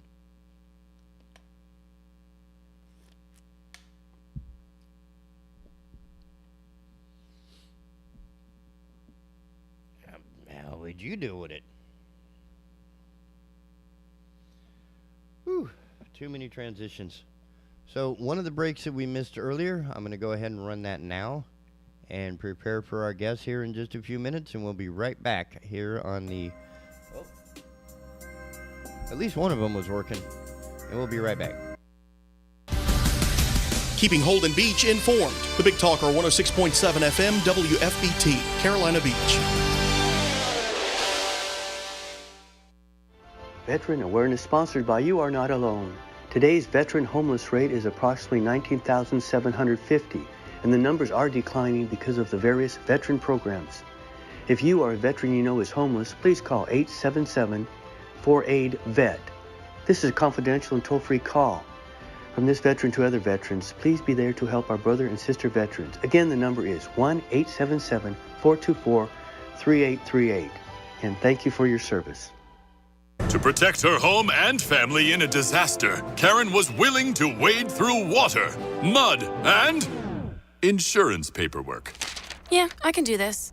You go, Karen! By simply understanding and updating what her insurance covers and doesn't cover now, she'll be better prepared no matter when disaster strikes. Learn other simple ways to protect your home and family before a natural disaster at ready.gov. That's ready.gov. A message from FEMA and the Ad Council.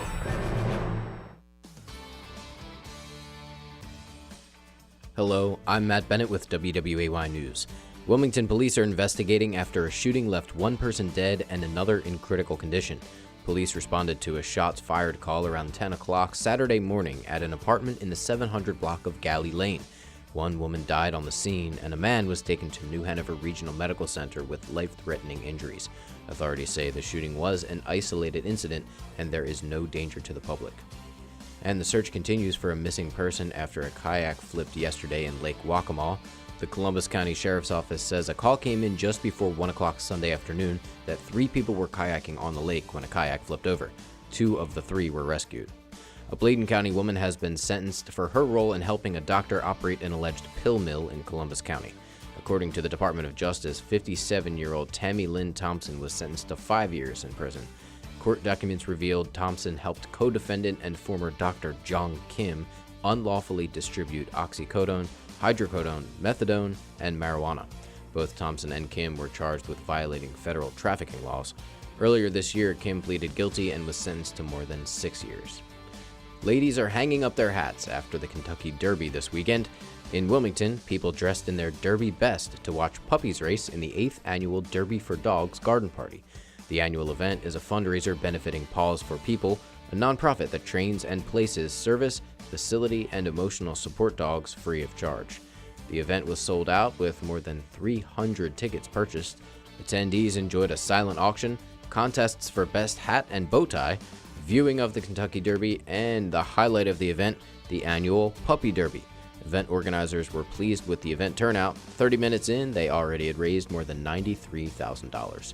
For more on these stories, you can head over to WWAYTV3.com. I'm Matt Bennett. Have a great day. Happy Monday, everybody. I'm WWAY meteorologist Ramel Carpenter with your Storm Track 3 forecast. Get ready for another cool day on tap, but a bit warmer compared to Mother's Day. We're going to see our high temperatures climb into the upper 60s, in the low 70s, away from the coast. We are going to see sunshine throughout the day today, but north winds holding steady, anywhere between 15 to 20 miles per hour, with occasional wind gusts getting up to 25 miles per hour. As for tonight, it's going to be another chilly one as our overnight lows fall down to the low 50s, remaining dry and on the breezy side. Get your full forecast on WWAY and WWAYTV3.com. This news and weather is brought to you by Two Men and a Truck.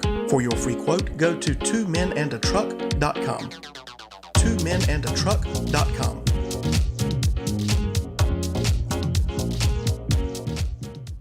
O'Leary's Automotive Repair has multiple locations in the area in Hampstead, Leland, the Myrtle Grove area, Ogden, and Wrightsboro. O'Leary's Automotive Repair, a trusted, locally owned business since 2006. Hey everybody, it's time for today's STEM tip. Want to know how to make your selfies even better? Okay, let's use science. The best time for photos is golden hour. That's the moment right before the sun sets, when the atmosphere scatters blue and violet wavelengths, making perfect, soft, and golden selfie light to show off that beautiful face of yours. Click. Check out Chic and STEM for more inspiration. A message from the Ad Council. Melissa from Michigan. I work an extra part-time job serving lunch at my child's school, but I still can't afford to put food on our table. Daniel from California. Choosing whether to pay the rent or pay to fix the car to get to work doesn't leave us with much at all. Now we can't even pay for meals. Hunger is a story we can end. End it at feedingamerica.org. Brought to you by Feeding America and the Ad Council. Hey, welcome back to the Asylum, your refuge in a world gone mad, right here on the Big Talker Network. Thanks for tuning in, staying in. Our next guest will be with us in like 2 minutes, so just relax. Until then, please make sure you've downloaded the updated app for Android and iOS devices. It's an amazing experience. Everything that the Big Talker has to offer available right there at your fingertips. It's amazing. The website has an email link. I think the app does as well. So you can send us any comments, questions, concerns, critiques, or compliments, which helps us improve our station for you. Continuing discussion, the highlight of our universe right now is the election cycle that's happening in the primary, and certainly at the more municipal level, because we know there are plenty of people, the talking heads on the three-letter networks, talking all about the election and why it's the most important election of our lives. They all are. That is, if you vote. If you don't vote, then go suck eggs or something. I don't know. But for the rest of us, we got a lot going on, a lot to deal with. And part of that is going to include voting. And learning who to vote for. Not because somebody told you, right? I mean, I don't think a celebrity. It's an interesting balance. Any celebrity has the right to their opinion, and they have the right to voice their opinion. But for that to be political discourse or political education is not necessarily the best way, I think, to become informed. These people are trained to entertain, not to lead. If you want leaders, this is where you go, and you get your good information from people like our friend Paul Valone from the Grassroots North Carolina Environment. Welcome to the show, sir. How you doing? Very good, sir. Thanks for having me. Hey, I'm glad to have you back, and I know it's getting, we're down to, less than a week? Yeah, early voting ends on Saturday at 3 p.m., and then, of course, the primary election is on May 17th. So if people need information on candidates, particularly with respect to gun issues, Second Amendment issues, they go to grnc.org. We have two things available for them there. One is a full set of candidate evaluations, which are objective evaluations on where all candidates in the state stand on the Second Amendment. And then we also have our Political Action Committee recommendations on who to vote for in selected races. So grnc.org. And then you guys are also on, GRNC. The copy is not kicking in yet. And getting the information to those voters, what are some of the lenses, I would say, that differentiate the grassroots NC slate versus, say, a standard GOP or Democratic slate? Or even the NRAs. The NRA exactly. Candidate. Well, one of the things that differentiates our Remember in November project is the fact that they are objective candidate evaluations. Unfortunately, the NRA makes deals for their ratings, and oftentimes they will endorse, if somebody's an incumbent, they will endorse them over even a better challenger.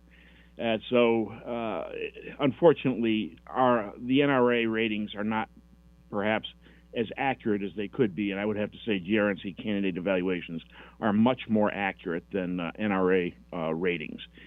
Now, as far as the GOP is concerned, obviously there are some in the Republican Party who are rhinos, Republicans in name only, and Pat McCrory being first and foremost among them.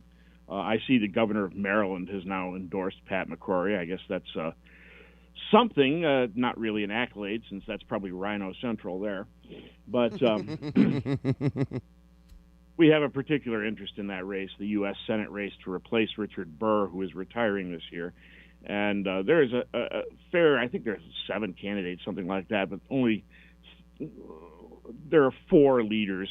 And the guy leading the pack is Ted Budd. He's currently a U.S. House representative, and he's also a gun shop and firing range owner, and by far the most conservative candidate in that slate of that field for the Republican primary for the U.S. Senate. So we are definitely recommending Ted Budd, particularly over Pat McCrory, who has good name recognition from his time as governor. But of course, when he was governor, he did some very unfortunate things, including vetoing a bill that would have repealed, or threatening to veto a bill that would have repealed our pistol purchase permit system that sheriffs are now using to obstruct the issuance of handgun permits in certain urban counties. As a matter of fact, later or now, whenever you prefer, I'd like to talk about that because we just had a major legal victory in Mecklenburg County. Yeah, what's this about? Well, as I say, there are sheriffs in Wake County, Gerald Baker, Guilford County, Danny Rogers, and Mecklenburg County, Gary McFadden. These guys were all elected in 2018, and they were on a slate, I guess that must have been a super PAC that was advocating these anti-ICE left-leaning sheriffs. And so they've been using the pistol purchase permit system to deny handgun purchases to people in their counties. Because you see, to get a handgun, to buy a handgun in North Carolina, you have to have either a pistol purchase permit or a concealed handgun permit. Even private transfers require that. So during the beginning of the COVID epidemic or pandemic, Gerald Baker said, "Oh, I'm not going to issue any more pistol purchase permits. We're shutting that office down right now." And so, just when rioting was starting and civil unrest was growing across the country, and people wanted to buy firearms for self-protection, they couldn't in Wake County. So he was the first one we sued. Yeah. And even after he did start processing permits, you're required to issue a pistol purchase permit in 14 days per the statute. And he was taking more like 6 months or more. Now, we sued him twice, actually.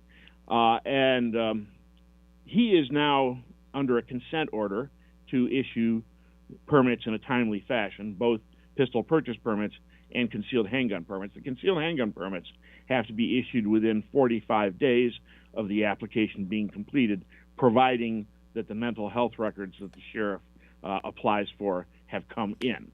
So he's now more or less in compliance, thanks to the lawsuit we filed against him. And we also got a settlement out of him for, I don't know, something along $26,000, $27,000, enough to cover legal fees. And so our next target was Gary McFadden, the sheriff of Mecklenburg County. He was taking 6 months or more to issue the pistol purchase permits that are supposed to be issued in 14 days. And he was taking upwards of a year for concealed handgun permits that are supposed to be issued in 45 days. So these guys, of course, they say, oh, well, we're citing the explosion of gun ownership, in across the country, which, there has been, but it doesn't seem to be presenting a problem in the other, 98 counties. So we filed a lawsuit against McFadden as well. And we were looking for a preliminary injunction that would require him to issue permits in a timely fashion. Well, finally, we got a judgment. The hearing was several months back, but we finally got a judgment on it, and they just granted us a preliminary injunction against Gary McFadden, enjoining him from delaying either pistol purchase permits or concealed handgun permits. And specifically, he is now going to have, he was taking appointments 6 months out to do the fingerprinting necessary for a concealed handgun permit. He's now going to have to do that within 5 business days. I would imagine his office is going to be somewhat busy now. And as a matter of fact, we're asking people to report to us any instance where he does not issue a pistol purchase permit within 14 days of completing the application, or if he doesn't schedule fingerprinting within 5 days of completing an application. So we're pleased with that result, very pleased. And that's making moves on just an underground, as it were, grassroots, nc.org. I mean, that was your lawsuit. It was pretty much... Yeah, our lawsuit, together with Gun Owners of America, we're sharing the burden of the lawsuit. And so we just issued a press release today saying that the preliminary injunction had been granted, and that we're sending a message to sheriffs across the state that these sorts of delays will no longer be tolerated. And we'll see if he complies. If not, I guess we'll hold him and see if we can get him held in contempt. Now, as far as the sheriff's term, how long does that run? It's 4 years, and his term is up in Mecklenburg County. Matter of fact, Gerald Baker's term is up in Wake County, and Rogers' term is up in Guilford. The problem in Mecklenburg County is I don't think there are any good candidates, at least in the Democrat primary, and I don't believe anybody has declared as a Republican, because Mecklenburg County is so blue. So I'm not really sure what the alternatives are in Mecklenburg County. Now, in Wake County, we do have alternatives. As a matter of fact, the former sheriff, Donnie Harrison, is running again, and we're recommending that people vote for Harrison over Gerald Baker. Gerald Baker has been nothing but a nightmare in that county, and so we need to get him out of there ASAP. So that's a big focus for us. And that can only happen if people vote, and that's sort of the big push that the big talker is behind right now, is that, there's a lot going on no matter how you vote. The fact that you do vote and vote with information, whether you get it from us or from somewhere else, but certainly closer to the source, and places like the grnc.org have a very good comprehensive grading scale, for lack of a better term, for these candidates. Yeah, we like to think we put out probably some of the most sophisticated candidate information in the country. Plus, as I say, we have our political action committee, the GRNC Political Victory Fund, actually does what we call independent expenditures. We do mailings for or against candidates. We're doing radio spots right now in the eastern part of the state for Buck Newton. Buck was a former state senator who left to run unsuccessfully, unfortunately, for Attorney General, and is now running to return to the North Carolina Senate. Now, Buck Newton is he is a true gun rights leader. This guy sponsored any number of bills. He was largely responsible for passing our Castle Doctrine and Stand Your Ground legislation that enhances people's rights for self-defense. And he was also useful in instrumental in passing any number of other bills that improved our concealed carry laws. So we're going to do radio spots for Buck Newton. They should be starting up in the next tomorrow, I think. And so we're happy about that. There you go. I'll get you one. I will. I'll get you one, definitely. Because, right now they're running. I forgot. Oh, in fact, we had Ted Budd on here with an interview with Andrew Donaldson a couple of weeks ago, and I was very honored that he requested the show by name. So, and I was also further honored to have Andrew do the interviewing. I mean, he's a smart guy that really knows what's going on here in North Carolina. I'm a tech, so it's having smart people talk to smart people really makes things easier for me. Ted Budd is just an honest guy, all right? I've met him now any number of different times at our events. He makes a point of speaking to people on a variety of different forums. And he's about as down-to-earth as I could possibly hope for. When we had our April 9th steel plate match, and we had slated candidates headlined by Ted Budd to come speak at the event, that was the day that, as I say, we got trumped because Donald Trump decided to hold his rally in Selma on that day. And I figured that Ted Budd would cancel because he was the person that Donald Trump was coming to endorse, and he did endorse him, by the way. But instead, their office called up and said, "Hey, can we move the barbecue a little earlier because we still want to make your event?" And I was honored, to be, that he would consider us that important and do that. So the guy's a man of his word. I guess that's the way to put it. That's good to hear. I mean, that's unique in this day and age. It seems. Well, especially in politics. Yeah. Now, so what are some of the other stories you guys are or issues you guys are working with at GRNC? Well, I mean, most of our projects right now have been related to the elections. That is a huge project because when we build the Remember in November candidate evaluations, we actually have a database, and we have compiled the voting records of candidates going back to 1994 on gun-related issues. Their bill sponsorship, we administer surveys, and so the surveys are scored objectively to determine how often the candidate can be expected to agree with a control group of our own life and benefactor members, conservative gun owners. A candidate who agrees at least 90% of the time gets 4 stars, 80% 3 stars, on down the list. The lowest, of course, being a 0-star candidate, and we assume that if they don't have a voting record and they don't return our candidate survey, we assume that they're trying to hide something. So if we don't have a voting record and they don't return the candidate survey, they get a 0-star evaluation. And in every election, I get a dozen candidates who call me up screaming that they got zeroed and that we're perhaps mailing for their opponent. And I tell them, you should have returned the candidate survey. I can't help a candidate who will not help himself.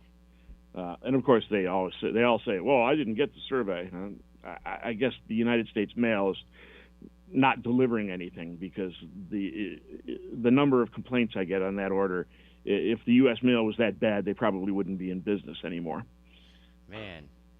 And the compilation has already been published on your website. The correct. Yep, Remember in correct. November, a guide to candidates' views on guns 2022 edition is available right there on the front page.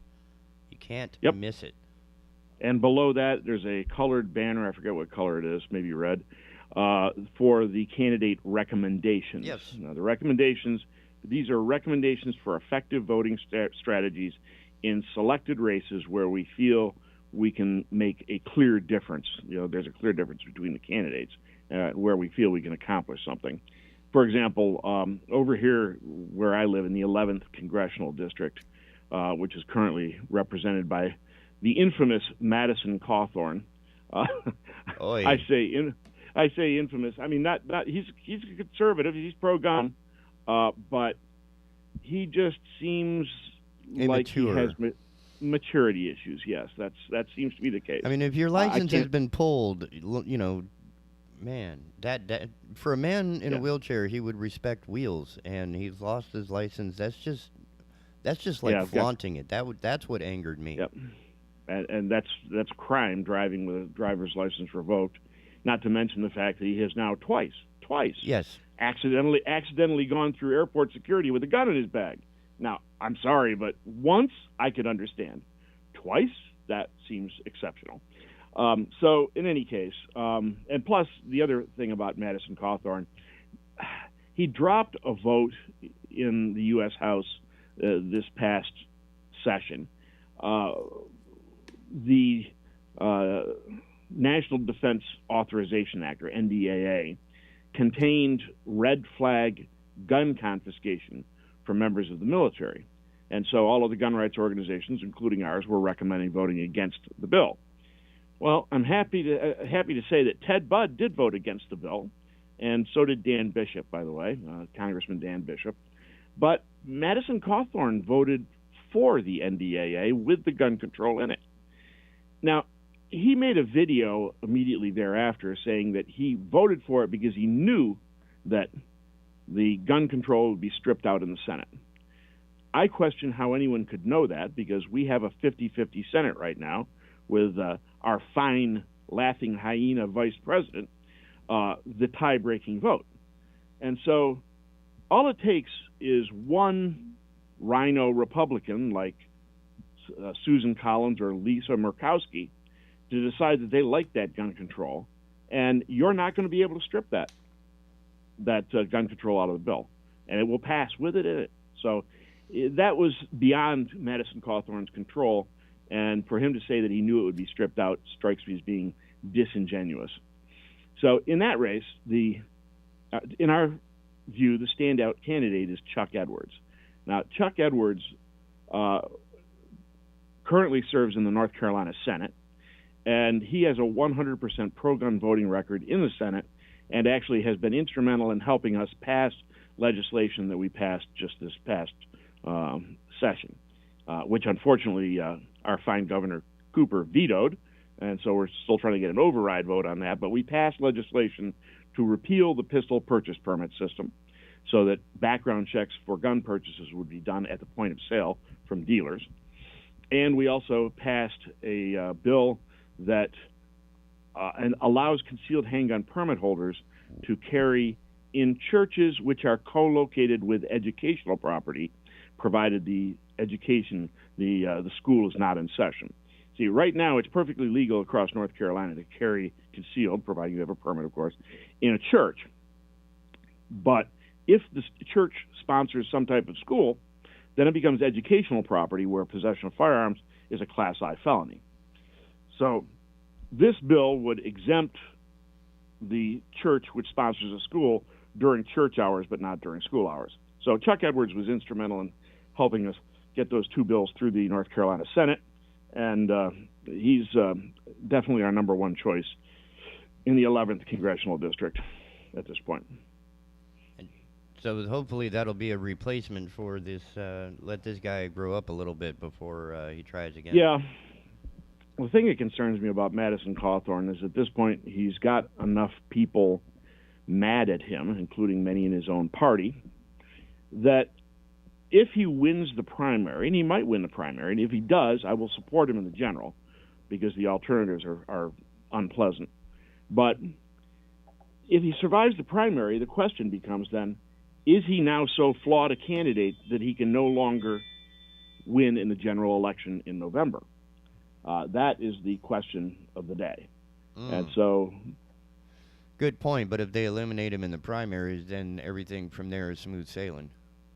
Well, I mean, then it becomes an open seat, so it's a little problematic, but Chuck Edwards seems to be running a good campaign. He's got the endorsements of a lot of major figures, including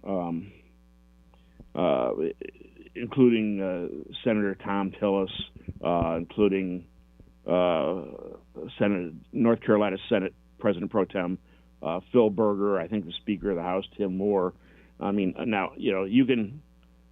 Those guys have checkered reputations, but they are the major players in the party. So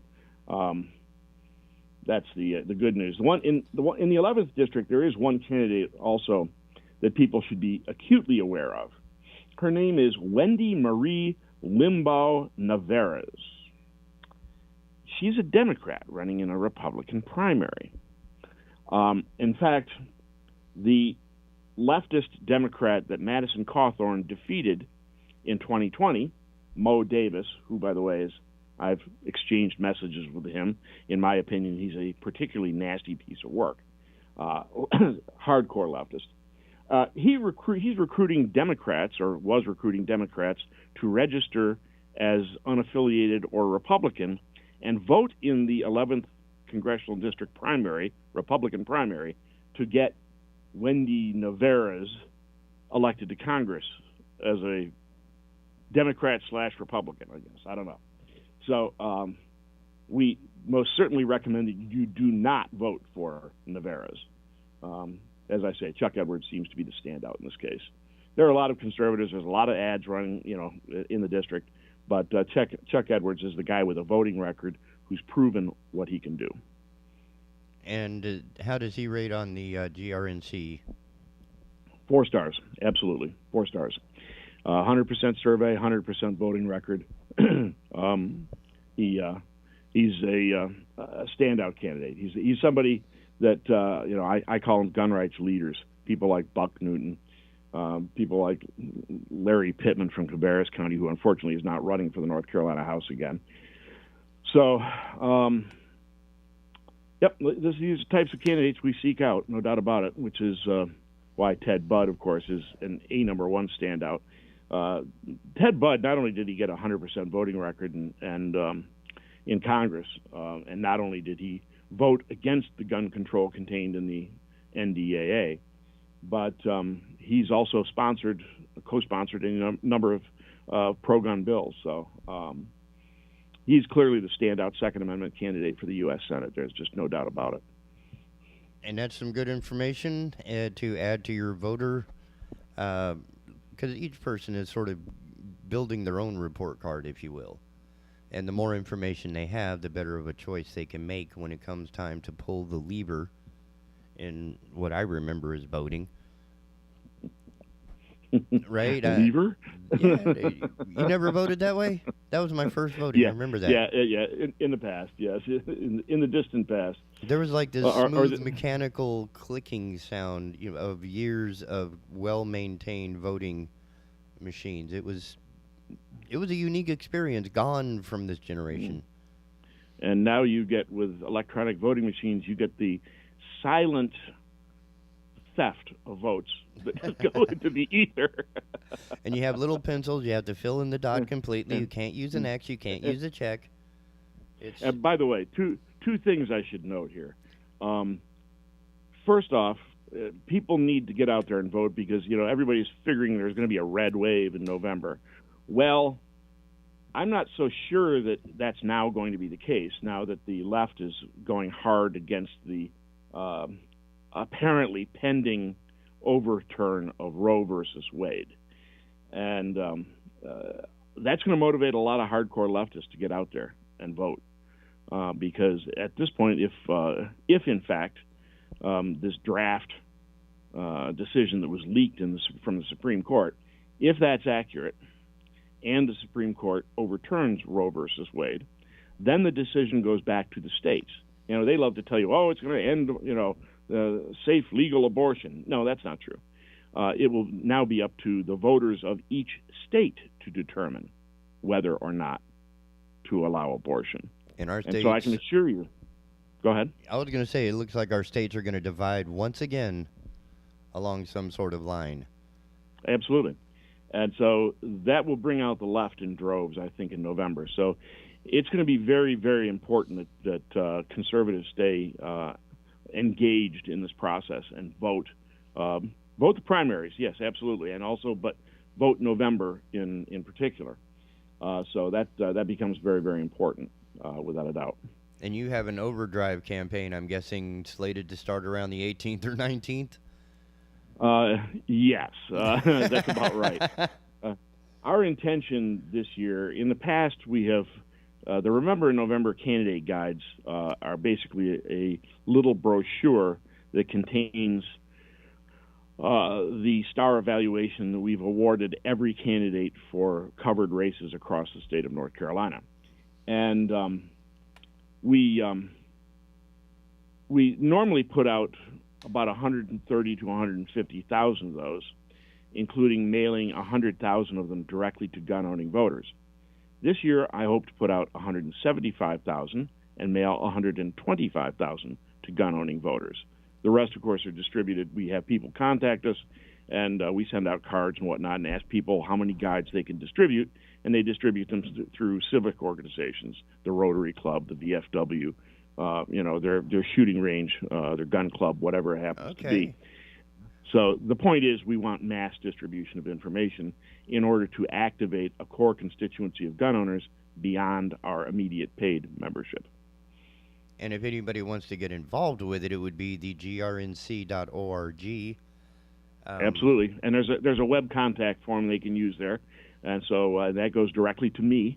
So if you can volunteer to distribute voter guides or help in any way, go to grnc.org, fill out the web form, and trust me when I say we'll get back to you.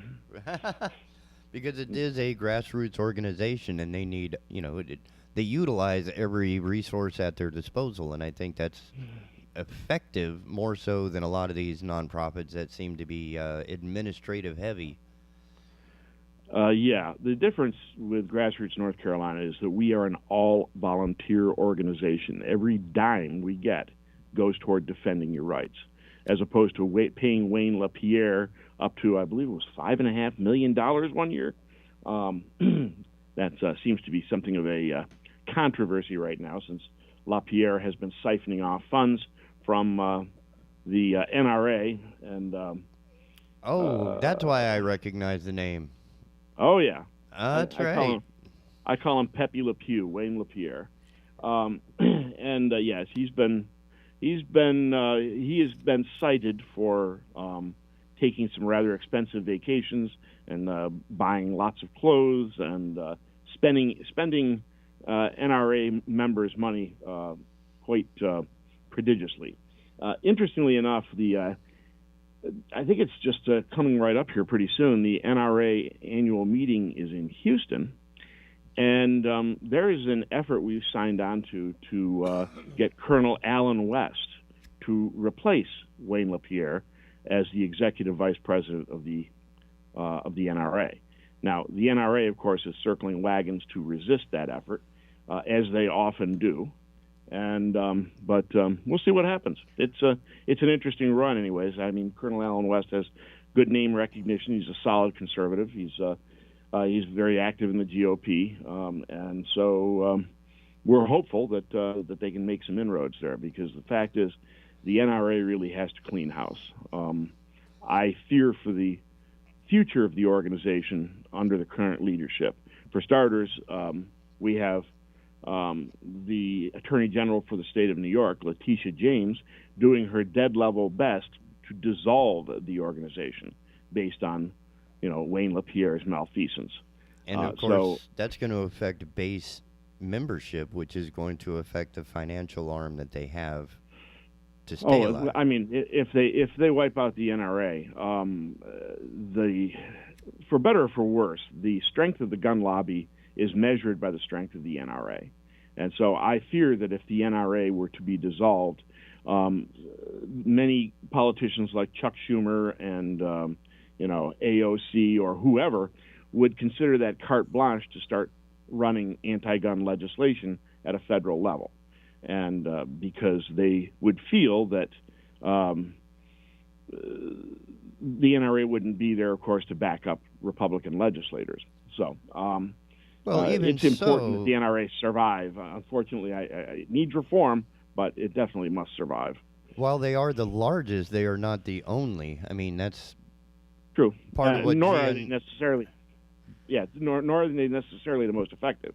We partner quite often with Gun Owners of America. Right. Gun Owners of America is a good. I think it's gunowners.org. Excellent organization. It's led by Eric Pratt. Eric is a friend of mine, and he does a fine job with that organization. And they've been very effective lately at ferreting out malfeasance on the part of the Bureau of Alcohol, Tobacco, Firearms, and Explosives. which is now apparently running an illegal gun registration scheme, even though it's prohibited by 2 federal laws. But the GOA rather has been bird dogging that very nicely. So I'd suggest gun owners support GOA. So even with, as you were saying, being the largest may not be the most effective is sort of a parallel to this, I would say, or a takeaway. So supporting places. I think the problem with large organizations is that the larger they become, the more self-serving they become, the more bureaucratic they become. Oh, really? You mean like taking luxury vacations and buying expensive suits? Bingo. Yeah, exactly. Oh. And so that's why one of the reasons we like to keep GRNC lean and mean. And we have our little office in Raleigh and staffed with volunteers. And we get a lot more done in the state of North Carolina than the NRA ever did. So. So, yeah, they can just step to the side. Y'all are going to be, I mean, the law, just the trifecta lawsuit you were mentioning earlier is already proof of the effectiveness of this organization more so than, in keeping an eye on it, first of all, right? They don't have their own internal issues going on. I mean, here it's a group of volunteers focused on a subject, on an issue. It's amazing what you can do when people come together like that. I will say, though, that, when we have to do lawsuits like this, I regard legal action as the last recourse for a political activist. The reason being, one, it's very expensive because you can't do it all yourself. You got to hire lawyers. And the other reason is that the results are never certain, because if your case gets put before a leftist activist judge, they can slam you no matter how strong your case is. And so you can basically flush a lot of money down the rat hole very quickly if you don't handle it correctly. So, for example, this lawsuit is against McFadden. That's probably $50,000 worth of lawsuit so far. Half of it borne by GRNC, half of it borne by GOA. So if anybody would like to contribute, grnc.org, we can definitely use the money. Man, and being effective is sometimes expensive. Yes, indeed. Well, Paul, thank you so much for your time, and I look forward to hearing from you again next week. The day before the closing, or the day of closing. No, it closes Saturday, and then voting 17. So it'll be an interesting show. Very good. Thank you, sir. Appreciate you having me. Thanks. And ladies and gentlemen, this will close it for today on the Asylum. We look forward to seeing you in the morning. Let's see, why not that one? That's right. We'll be back on the Asylum tomorrow morning, starting at 8, preceded, of course, by Hertel, the show by Andrew Donaldson, the managing editor of Ordinary Times. Stay tuned for Consumer Choice Radio from David Clement and Yael Osowski. We will see you tomorrow, ladies and gentlemen.